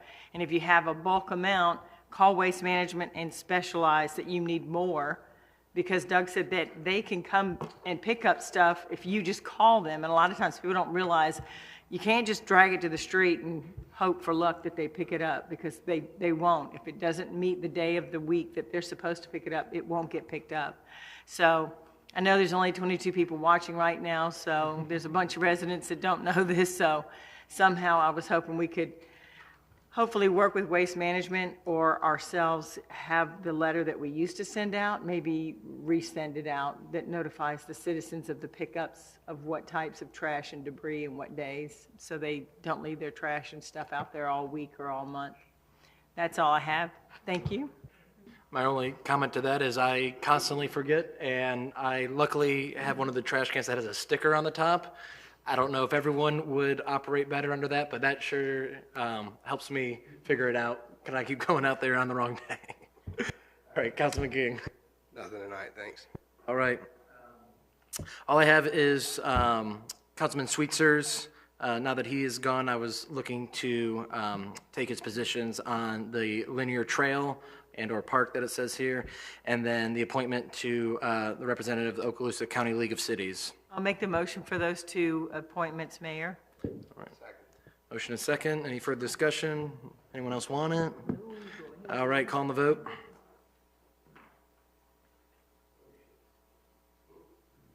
All right, thank you so much. All right. City Attorney. Two quick things. One, the Form 6 complaints were filed, and I forwarded you them today by email. If you have any questions, just let me know. And the other thing is on the billboards. Yes, we got to go back there for a second. So the agreement will not meet the current codes and comp plan, so we will have to bring back a comp plan amendment and LDC amendments prior to the contract. That's why I wanted to specify earlier that the contract was going to come back. So what we'll do is staff and I will work on those ordinances and bring them to council, and then once you have those approved, we can put the agreement on like a future consent agenda. Would that process work for you all? Councilman Destin. Of course, the agreement won't go forward until those changes have been made, correct? That's what I'm proposing, yeah. We would do the ordinances for the comp plan amendment and the LDC, because we can't enter into that agreement until those are done. And then we can bring the agreement to you on the consent agenda at a future meeting after those are approved. So with a comp plan amendment, it takes a little bit more time. Yeah, and I couldn't imagine how we would enter into an agreement that violated our present comp plan and agreement. So that's the only way to go that I can think of. Right, clarifying it for you all. Would that, just for my understanding, would that mean that anyone could then be putting up billboards, or is this an exclusive deal? Like, if we're re-amending the comp plan, does that mean that it's now wide open? I would not propose to write it that way. Okay, we can write My it down. intent is probably to, I would suggest leaving it the way it is, and then I'll maybe add some simple language that just says unless otherwise, unless an agreement is approved by council with some criteria there, and then have you approve the agreement. But, it's up to you all, really, what your policy is going to be. Councilman Bagby? Yeah, but we're not allowing any more new billboards, and they still have to be removed if they become structurally unsound, right? They're going to remove the full billboards that are there now and Right. replace them with entirely new structures. So it is technically new billboards. I mean, they're not new as in the location never existed before. It's just new structure. They are not putting the digital sign on top of the existing steel poles. Why not? They're removing them. Well, they're not here to answer that question now. Councilmember Bagby, is your question if the agreement is approved and the new digital signage, if it gets knocked down, can they replace it? Or if there's structural damage to it, could it be replaced? Is that your question? I had a couple of different questions embedded in there. But Okay. yes, that was one of the questions.